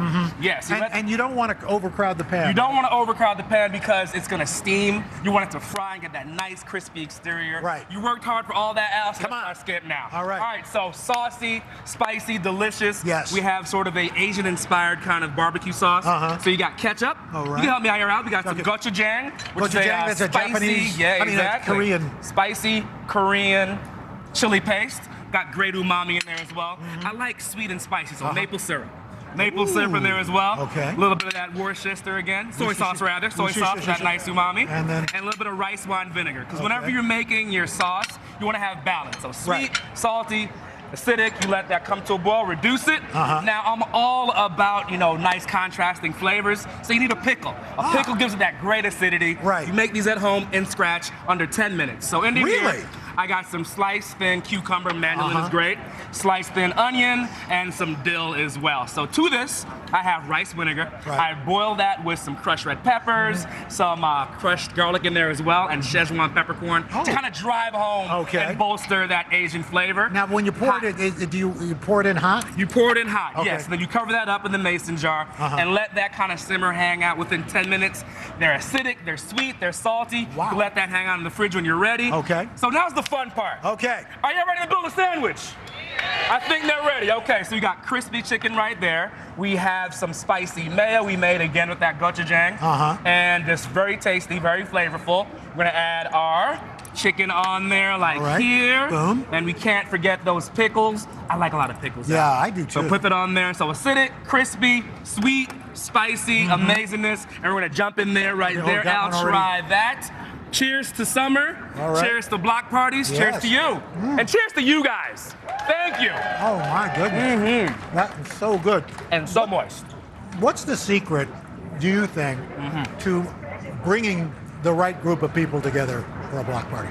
The right group of people, it first starts with great food, great energy, people who are fun, friends, family, and people who are like-minded, you know? You want to come together. It's summer, it's hot, we're having a great time, and just, it starts with food, drinks, and just merriment. Yeah. I'm Jamaican. We share that kind as That's well, right. and we already know what a good time's about. Oh, it's going to be a party and music. And all music, that. yeah. And sometimes I think inviting people who may not be like you. Yes. Because once you're eating, you can't, you got to be friends. I always say, my thing, good food and laughter. Doesn't matter where you're from, what country, what religion, ethnicity, good food, once you bite into that and get that look, you just already know. So food is the common denominator that brings us all together, no matter where you're from.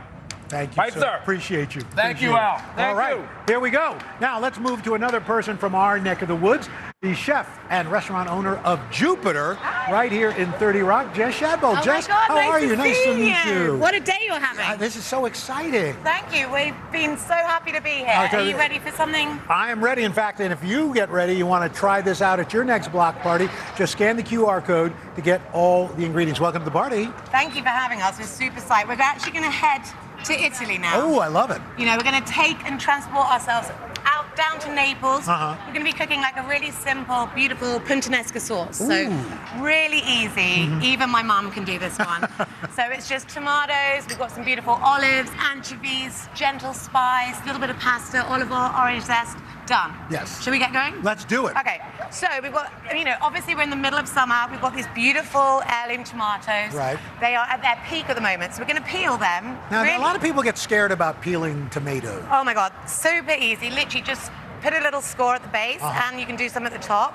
Chuck it in this boiling water, kind of boiling water. Right. Let that go for a little bit. And actually, as it kind of like bobs around in there, you'll see that the skin begins to peel away. At that point, we're gonna just pull it out of the water. It's not quite there yet. Right. And then we can just literally easily peel off Peel the it off. skin. And then you're just left with the flesh, which Right. is really delicious. Then, in this pot, we've got a little bit of olive oil. Well, I say Right. a little bit, quite a lot of olive oil.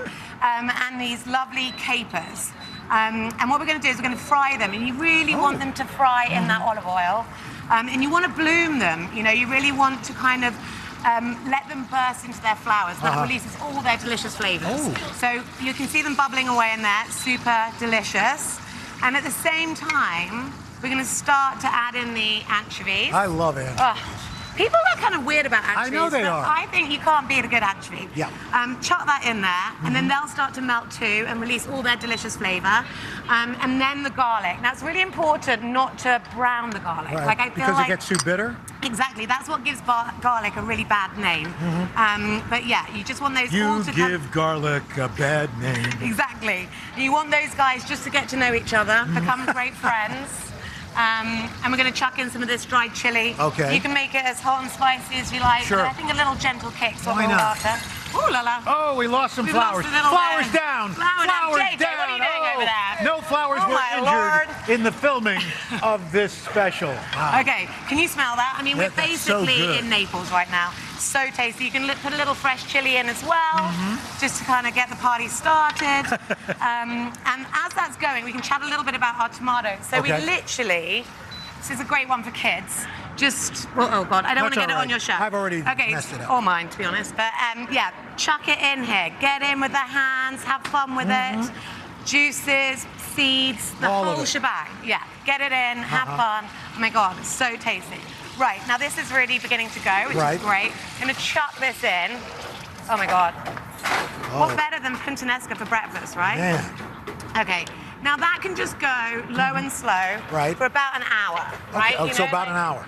Kind of lower the heat a little bit. Every time you remember about it, give Just it a check stir. You don't want it to stick. Right. And then, ta-da, here we are. So you can see that it's kind of like reduced a little bit. Right. But it's still like nice and light. It's not too jammy. Am I talking too much? No, you are Okay. not. You're terrific. I love. Okay. Well, you've got Tell me that to shut accent. up You if you need could. to. You got the accent. You could read the phone book, and we'd be. No. fine. Okay, so that's going. Right. Now in here, towards the end, we've added in the olives. All right. So you don't want to put them in at the beginning because they get a little bit bitter. Uh-huh. So just towards the end, So just after some about chopped an hour. olives. Yeah, just chopped olives. And at that point, I'd give it a little taste. Obviously, you've got a lot of anchovies in here. You might need a little bit more salt, depending on what your preference Sure. is. That is like ready to go. That can sit in the fridge for a couple of days too. Oh, Only wow, gets that's better with great. age. Great idea. Cooked pasta, spaghetti is like what we love it with, but you can choose whatever shape you want. You know what I mean? Yep. Salted water, cook it al dente. Don't overcook pasta. Okay. You know, it's not. Never. You know, Nobody never. likes that. Yeah, and actually cook it a little less than you would normally in the boiling So pan. less than al dente. Less than al dente, and then I would cook it in the sauce, yeah? Ah. So like, and then that takes on all the flavor of these beautiful aromats, all of the tomato sauce, and Bob's your uncle. Here we are on a plate. My favorite saying, Bob's your uncle. Who was Bob? We should find out. Okay, a little bit of wild oregano on here, fresh, dried, whatever you've got, basil, I mean, and then orange zest. That Oh just my gosh, brings the orange party zest. at this point. There we go. And then, you know, always some olive oil to finish. course. You can never have enough. Never. All Go on right. out. Good one?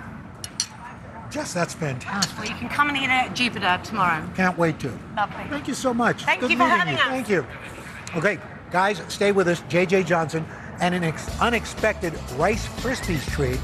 And let me tell you, this is from Katie Stilo, our food stylist. I have had this Rice Krispies treat. Your mind will explode. And Hoda and Jenna are going to join the party with Alejandro Ramos. All that and more coming up on Al's Today, All Day, Ultimate Summer Block Party.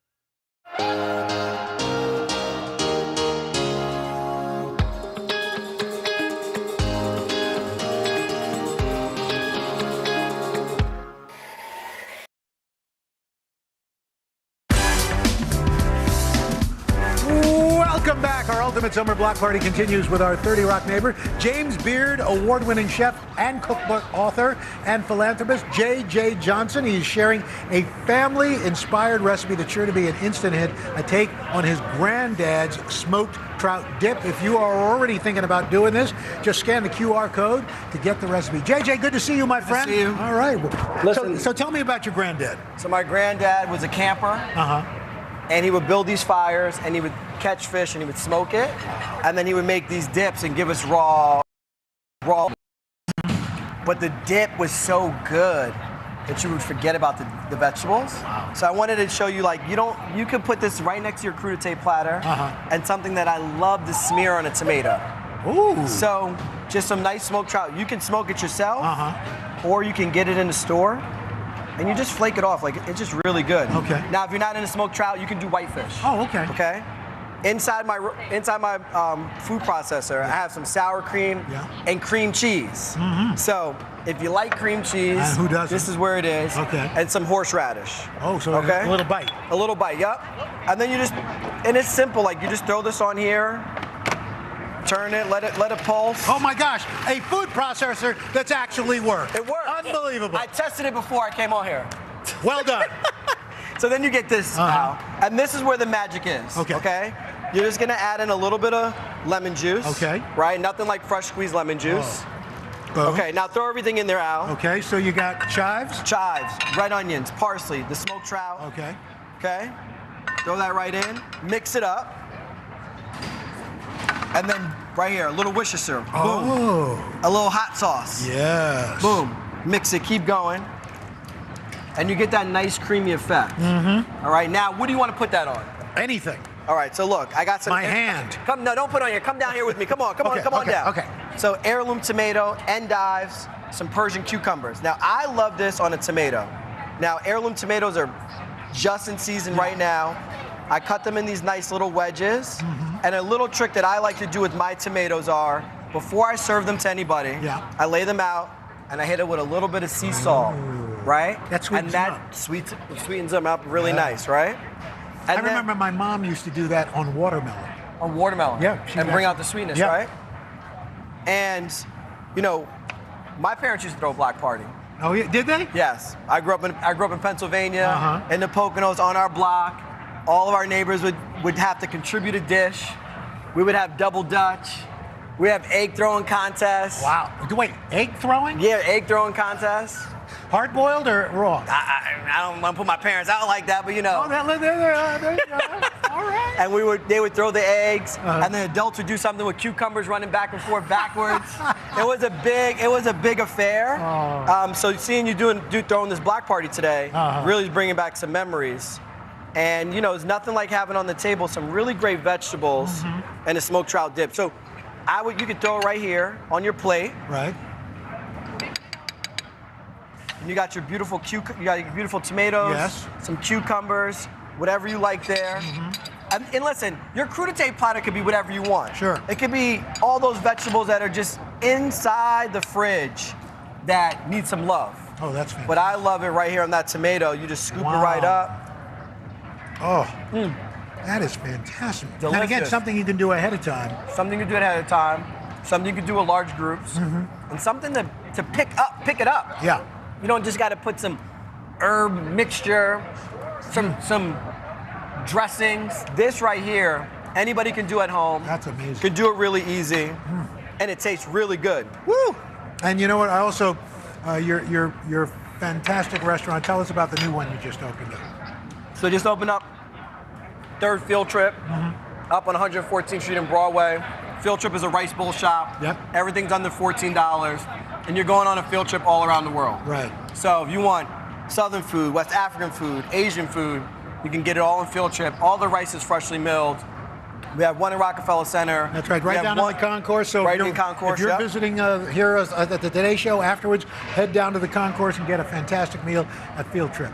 Well, cheers to you. JJ, always good to see you, my friend. Great to see you. Happy summer, everybody. There you go. Thanks for joining us, JJ, being a great neighbor. And you can visit that Field Trip, like we said, lower level of Rockefeller Center. Speaking of keeping it in the family, up next, one of my faves, Ms. Katie Stilo. That's right. So when all the chefs come, our food team goes through it, preps things, gets everything. I think people think that stuff just magically happens. Yeah, they do. But I'm the magician. You are the magician. You are myself and my team. You are our David Copperfield and the entire team that's here. Yes. And speaking of teams, again, our teams are from our camera crews to our stagehands who have been lugging. I got to tell you, folks, so you're going to keep seeing this, but see, they've got to, if you look over there, they've got to move stuff over, they've got to change the tables out, and then they have to bring stuff back in and do it fresh. Live. Yeah. I mean, while this is happening. It's just unbelievable. crazy town. Yeah. Talk about magic. All right, so just so you know, not just a pretty face, she's an Emmy Award-winning culinary producer, head food stylist, and the host of Today Food Radio. And one of my favorite simple desserts is a Rice Krispies treat. Well, you are going to give Rice Krispie sundae cones. I am, Al, because one of my favorite things is a Rice Krispie treat, and what better way to have it for a block party than in an ice cream cone. I like this. When you're at a block party, you don't really want things to be melting all over your hands. Please. So I'm taking my iconic ultimate Rice Krispie treat recipe that you can find on today.com/food. and jazzing it up a little bit with just a few special ingredients to give that ice cream essence. But to kick it off, we're starting with your classic ingredients. We have some melted butter and some really delicious Good and Gather marshmallows in here. You want to melt this up just until it's combined. Come over here.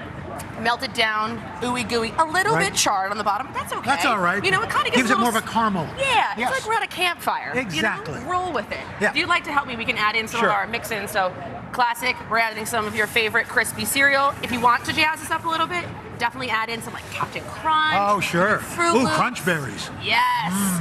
And what I love to add to my Rice Krispie treats that I think makes it super chewy and fluffy, fluff. Oh, marshmallow fluff. Yeah, because when I developed this recipe, I felt like there was not enough marshmallows in classic need Rice more Krispie marshmallow. treats. Yes, It's more like it was like the marshmallow. Christopher Walken thing in SNL. I need more cowbell. Yes, I need more marshmallow. Exactly. And then we're not done yet with the marshmallows. More marshmallows. More marshmallows. We're adding in some mini marshmallows. Marshmallow palooza. Get that texture in there, Uh-huh. and then you pop in some salt and then some vanilla extract. Oh. And this all comes together. Right. Get a little arm workout in, I'm not gonna lie, but that's okay. A little upper body work. Yeah, we're outside, no one knows you're sweating. Hey now. Okay, now the fun part is where you get to add your ice cream flavor toppings. Oh. So for the strawberry flavor, I love to use freeze-dried strawberries. All you do is grind them in like a spice grinder until they're a nice powder, and then you just mix them in. So if it's not super humid, it'll come right out. Right in. Oh, we lost something else. Something broke. Okay, we're okay. Winds are picking up. It wouldn't be a segment. There's a hurricane blowing! It wouldn't be a Today Show segment if there wasn't something chaotic happening, right? One of my favorites. I love like a chocolate chip, mint chocolate chip. Yes, me too. So I have just a little bit of mint extract that kind of evaporated, but we're gonna put that in there. Pretend it's in there. And then you add in some chocolate chips, just to stud throughout so you have that nice texture. And then if you want to go crazy, you can do a All you folks, grab hold of somebody you love so you don't blow away. Grab hold. Everybody grab hold. All right. You could add in some cocoa powder if you want to for a chocolate version, and then some chocolate chips as well. So to get that fun little scoop effect, you simply just take an ice cream scoop. You can grease this with a little bit of cooking spray, and then pop it onto a sheet tray. Right. And it makes that cute little mound. It's so much fun. And then to pop it onto the cones so that they stay secure when you're in gale force winds on the plaza. You just take a little bit of candy melts, and you can use any fun color. So get the kids involved here. Sure. If you have a little block party and you're outside, make the kids choose their own ice cream topping flavor, and then they can add their own candy melt. And it's super fun if you want to. A little tip, you can tuck some candy in the bottom. So that when you're done with your Rice Krispie on top, you have another treat. So in case they haven't had enough sugar, just wind them up. Jazz them up. Woo! Yes, which is perfect. And then you can pop it on some rainbow sprinkles. And it's super. My personal favorite flavor is the strawberry. So that's the mint chip variation. And it's super easy. And if you don't want to serve them on the cones, you can definitely just keep them in little trays. Or do the squares like the traditional thing. Exactly. What's your go-to recipe for a block party, summer block party? Ooh, if I had to bring something, I'm known as like I bring a cookie or a bar. I'd probably bring this, to be honest. Or my grandma's butter cookies. That's always a classic in our house. That's like what I grew up eating. So. The dessert bar, very big in the Midwest. Yeah, very big sweets heavy. I grew up eating all the sweets. Well, I really appreciate it. It's fantastic, as usual. Again, Katie Stilo, our food stylist, we love it. And we appreciate it. And oh my gosh. Got some visitors. Look who's here. We've got Hoda Kotb. Oh, hey. What up? And Jenna Bush Hager. Come on over. Oh, my God. Hey, guys. 3, 2, 1. Okay, look what's happening. Al Roker, you're like a marathon. I know. How are you doing? Doing great. I mean, I got all my chef friends here. This is the ultimate summer block party, and we're here for it. I know, and Al, you invited us, which we appreciate. Have you been eating some delicious things? Been eating. We've had such a good time. This party is being presented by Good and Gather, available at Target. Alejandra walked us through a mini muffaletta sandwich earlier. Now she's got another great grab and go for a block party, empanadas. Empanadas. And the QR code's got all the ingredients you need. All right. right. Alrighty, so we are starting with our savory empanadas, and we're keeping it vegetarian. We're doing some sautéed spinach and onions, and you put it in the pan, really simple, and then we add our cheese. Yeah. I like to do 2 types What kinds of cheeses? So we've got crumbled feta, because that gives it that nice salty bite. Yeah. And then the mozzarella gives it the cheesy pull, which is what everybody Did you know that Jenna's loves. nickname was Salty Bite? Salty bite. That's my thought you were going to say mozzarella. I love it. I do love some cheese. You mix it up a little bit neater than I've been doing. No, it looks good. And then what? It's a Lemon? nice And a salty little bite. lemon? And then we squeeze that lemon juice in. You can also add a little fresh lemon zest. Okay. Gives it lots of great flavor. Nice. This is kind of like, have you ever had spanakopita? Yes. So this is kind of a little grab-and-go version of that. Okay, what is that? And now, so we're prepping our fillings here. So we've got the savory filling ready. Now this is guava paste. Oh. You know I love Never heard of my, that. yeah, so No? guava. I'm Puerto Rican and I know we guava. I love guava, but- and cheese as a dessert. We call it Romeo y Julieta, Romeo and Juliet, because it's salty sweet. And so you start off with the guava paste, and all you want to do is cut it in little slices, just like little pieces. And if you can't find guava paste, you can do any kind of sweet jam will work well for this. Okay. So strawberry, cherry, Yep. tropical, pineapple, whatever you can find. But you want something about this size, not too big. All right, then we are moving on to our pie crust. So, you just buy a pie crust? Yes, That's great. Store-bought pie crust, so much easier. I'm not gonna. It's You want too me to egg hot. wash? Too It's hot for summertime. that. Come Yeah, on. not You're yet. not First, gonna we want to bake cut the out the forms. Right, so then Oh, we've you got, cut 'em out first. so we And cut then it you egg out wash 'em? first. Well, no, actually the egg wash doesn't belong there. Oh, okay. The let's egg wash, pretend it we'll bring the never egg wash happened. over here. Oh, we're going to bring it over here. Yeah, here it Oh, there's goes. some over there already. Yeah. That over We here. don't have a brush. Well, Okay. actually, you know what? Okay. We can give me the spinach. You can give me that spinach filling. Let me give you. There we I'll go. take this. There we You do that. I'll As a come down. team. Put a little spinach in there. Okay. All right, let's make those guava and cheese empanadas What over kind here. of cheese do you use? Cream All right, cheese? so for this, I'm doing cream cheese. Yes, and the cream cheese is it's got that nice sort of salty mix, and it's also just melts. It's so good in that stove. And then you put your little guava right there on it? top. Yeah, so simple. And it's literally guava. The recipe is the name. Then you brush it with your little egg wash right on the side. Yeah. You gotta glue that down. Yeah. Bend it over, right? And Pinch you can pinch it, and there's so many. I mean, you could do a fancy Look, I did fold. this one. Were you happy with that? I like the little press, but here's the trick too. You take your fork and you crimp it, and that's Oh, gonna pretty. really lock in the. Look at- wait, look things. how- But how you did can you do this? also do Look at this. This one, yeah. So Did this you is- do that? I did not do that one, but that's our fancy culinary team here did that one. But that is another option, so you can fold it. And what actually a really good tip too is because when you're doing savory and sweet empanadas, you want people to be able to know what's inside. So this is like a fun tip for you guys. Right. I like doing a little bit of food coloring. And you can just kind of brush, like, so for example, this is like the green food coloring, so we'll put it on the spinach, and you could just do like a little swipe there. So this is So spinach, that's and this spinach, is. and this is the guava, so you can put a little pink food coloring. And that makes, especially when you've got a big crowd, that just makes it really easy to kind of grab and go. And so everybody knows what's inside without constantly being like, hey, what's Should I this try one? one of these? Mhm. Al, do you want one? Sure. Do you like that? Yeah. Which kind? Sweet or savory? I'll go with sweet. Sweet. I love a sweet one. Yeah. Oh my God, wow. yummy! Really good. So good. It's such a fun dessert. Like I grew up eating these. This is like a classic. Sometimes as a kid, I would literally just eat the guava and the cheese, not even wait for the Why empanada. would you buy? This is Why? so delicious. So What was good. your summer tradition growing up? We just had, what did we do? Ran through a sprinkler and ate watermelon? I don't know. I love it. That's how I do my weekends still. I know. I'm like, what did I eat? Popsicles. Oh, and frozen grapes.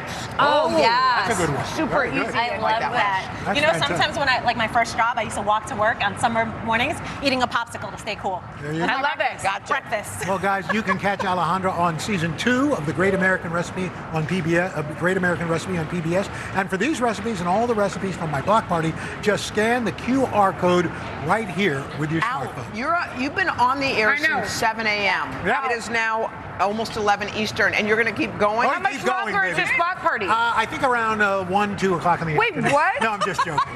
I was like, Al, drink Coming some up water. next, guys, It- we're it going to ends meet in about our 15 newest minutes. Bay follows, TikTok's upcycling queen, coming up after this. But for those of you who are on all day, after the break, a double Dutch lesson from the elite Brooklyn Jumpers. Ooh. I wish you guys were staying. I'd love to I see know, you guys that double would be Dutch. some jumping. Oh, A yeah. perfect activity for any block party. Stay with us. Fun.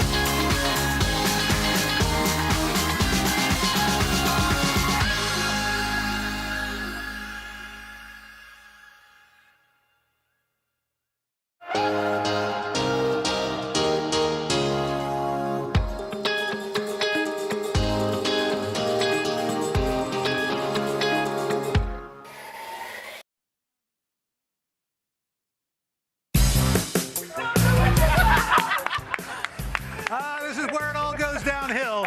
We're jumping back into today's Today All Day's ultimate summer party. Tashima and our friends from the elite Brooklyn Jumpers are back to teach us a thing or two. So Tashima, what's happening here?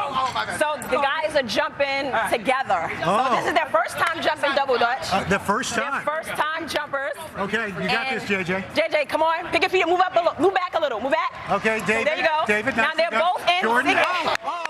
sync. Okay. One more time. One more time. Okay. David, hold on. All right. Wait. Let's go, Jordan. One at a time. Let JJ go first. Go, okay. Jordan's in. Jordan's going in now. Okay. Back up. You went in the wrong time. You missed time. Yes. So close. One more time. One more time. I'm going first. Move back a little. Move back. Yep. JJ, go. Come on, Jay. Go, JJ. Come on. Okay. Come here, JJ. Here we go. Professional. Get it. Get it. Oh. Get it. There you go. Get it. David and JJ sitting in a tree. K-I-S-S-I-N-G. Yeah. Now that's a block party. That's a what is it about double dutch and block parties? It goes hand in hand, right? Like back in the days, we would jump double dutch. We look forward to block parties because that's an opportunity for us to go into the streets and show our skills. Tashima, hold on a second. Okay. Hold on. Have you ever double dutch? He said he's done it years ago. Yes. All right. Okay, let's give Adam a shot here. Come on, Adam. You got this. You got this. Adam.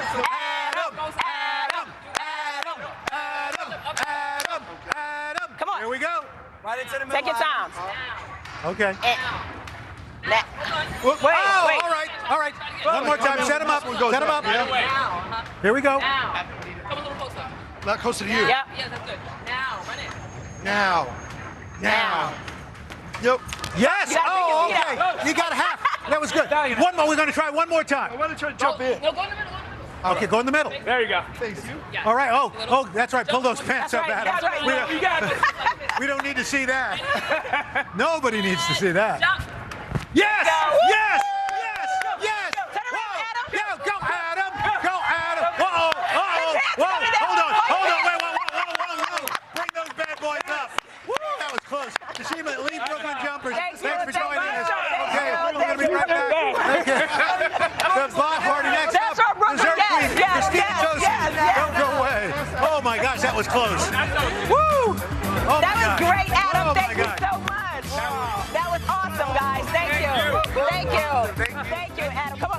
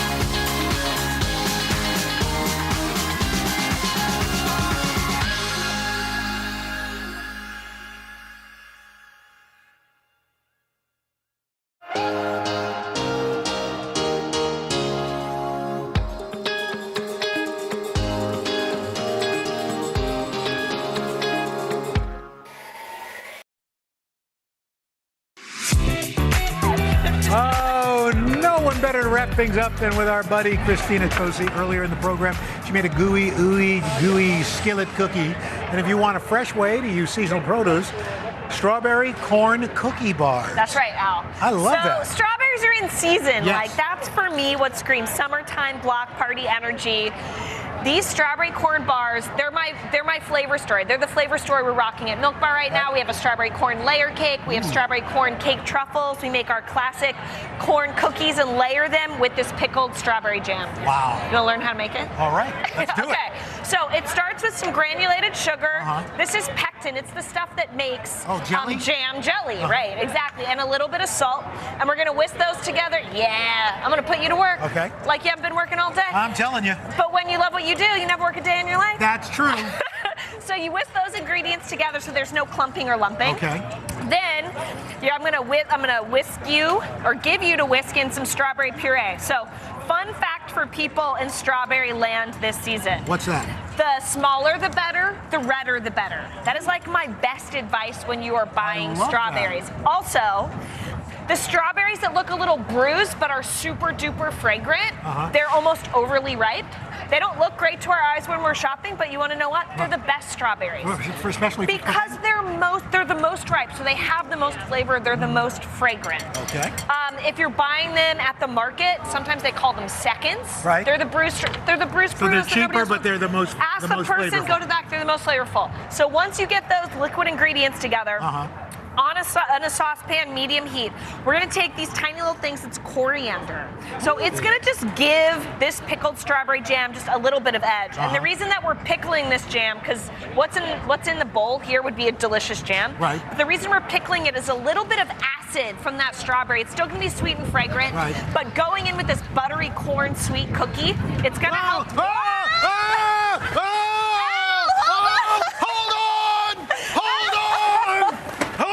Here, I'm going to put one of these. I hope I'm. Get it out! I believe in you!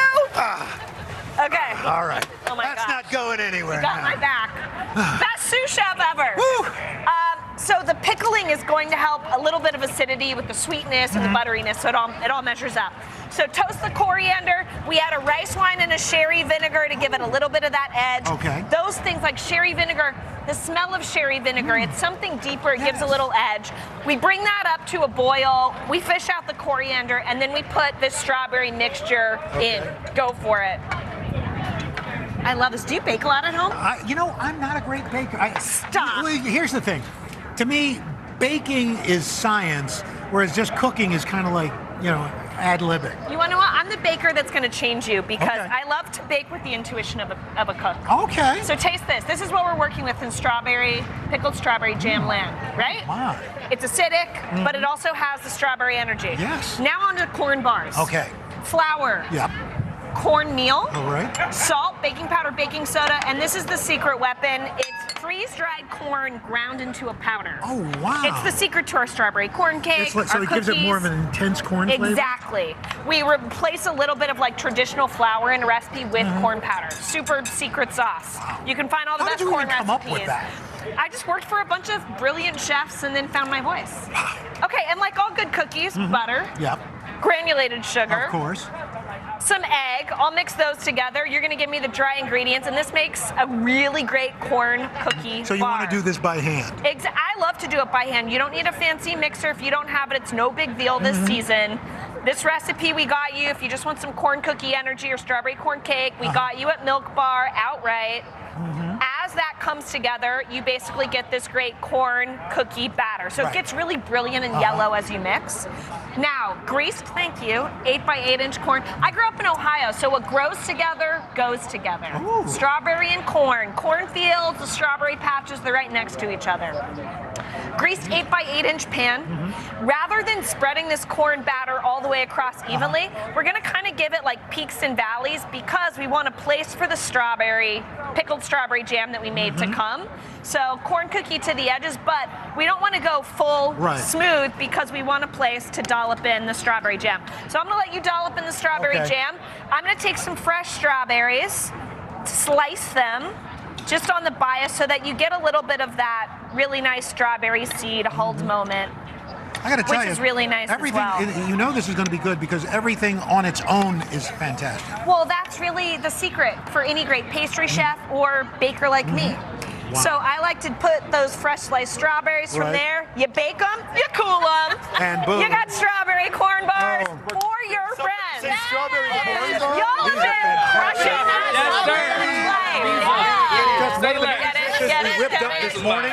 If you need some inspiration for your own summer block party, scan the QR code on these recipes. That does it. You have a great summer. Throw your own summer block party. Thanks to our sponsor, Putting Together.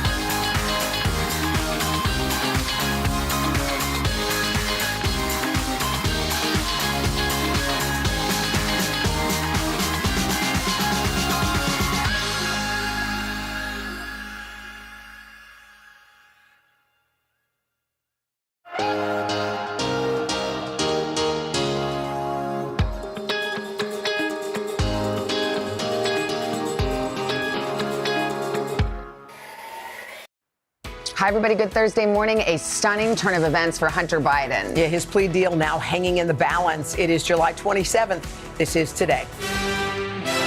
Courtroom drama, that controversial agreement between the president's son and prosecutors falling apart during a contentious hearing. The judge refusing to accept the terms. Hunter Biden instead pleading not guilty to federal tax charges. So where does the case go from here? And how much of a distraction could it be for President Biden and his 2024 campaign? We will break it all down. Health concerns. Senate Minority Leader Mitch McConnell freezing mid-sentence during a news conference. And a string of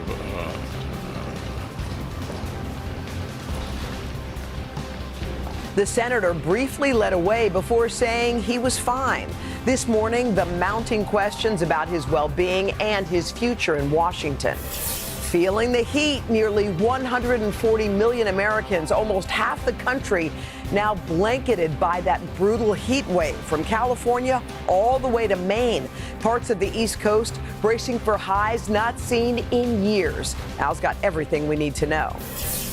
Look out below. An investigation underway after a frightening crane collapse near Times Square.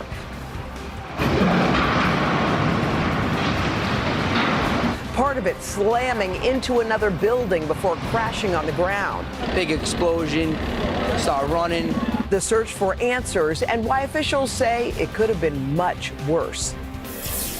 Those stories plus Nothing compares to you. remembering Sinead O'Connor. Tributes pouring in for the talented and controversial music icon. We'll look back at her life and legacy. And Team USA rally, an epic showdown. The Americans storm back against rival the Netherlands. Ball headed down, tied and won. She did it, Helen. Moving one step closer to advancing at the World Cup.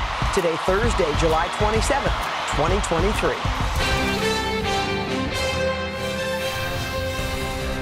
From NBC News, this is Today with Savannah Guthrie and Hoda Kotb, live from Studio 1A in Rockefeller Plaza. Well, good morning. Welcome to Today.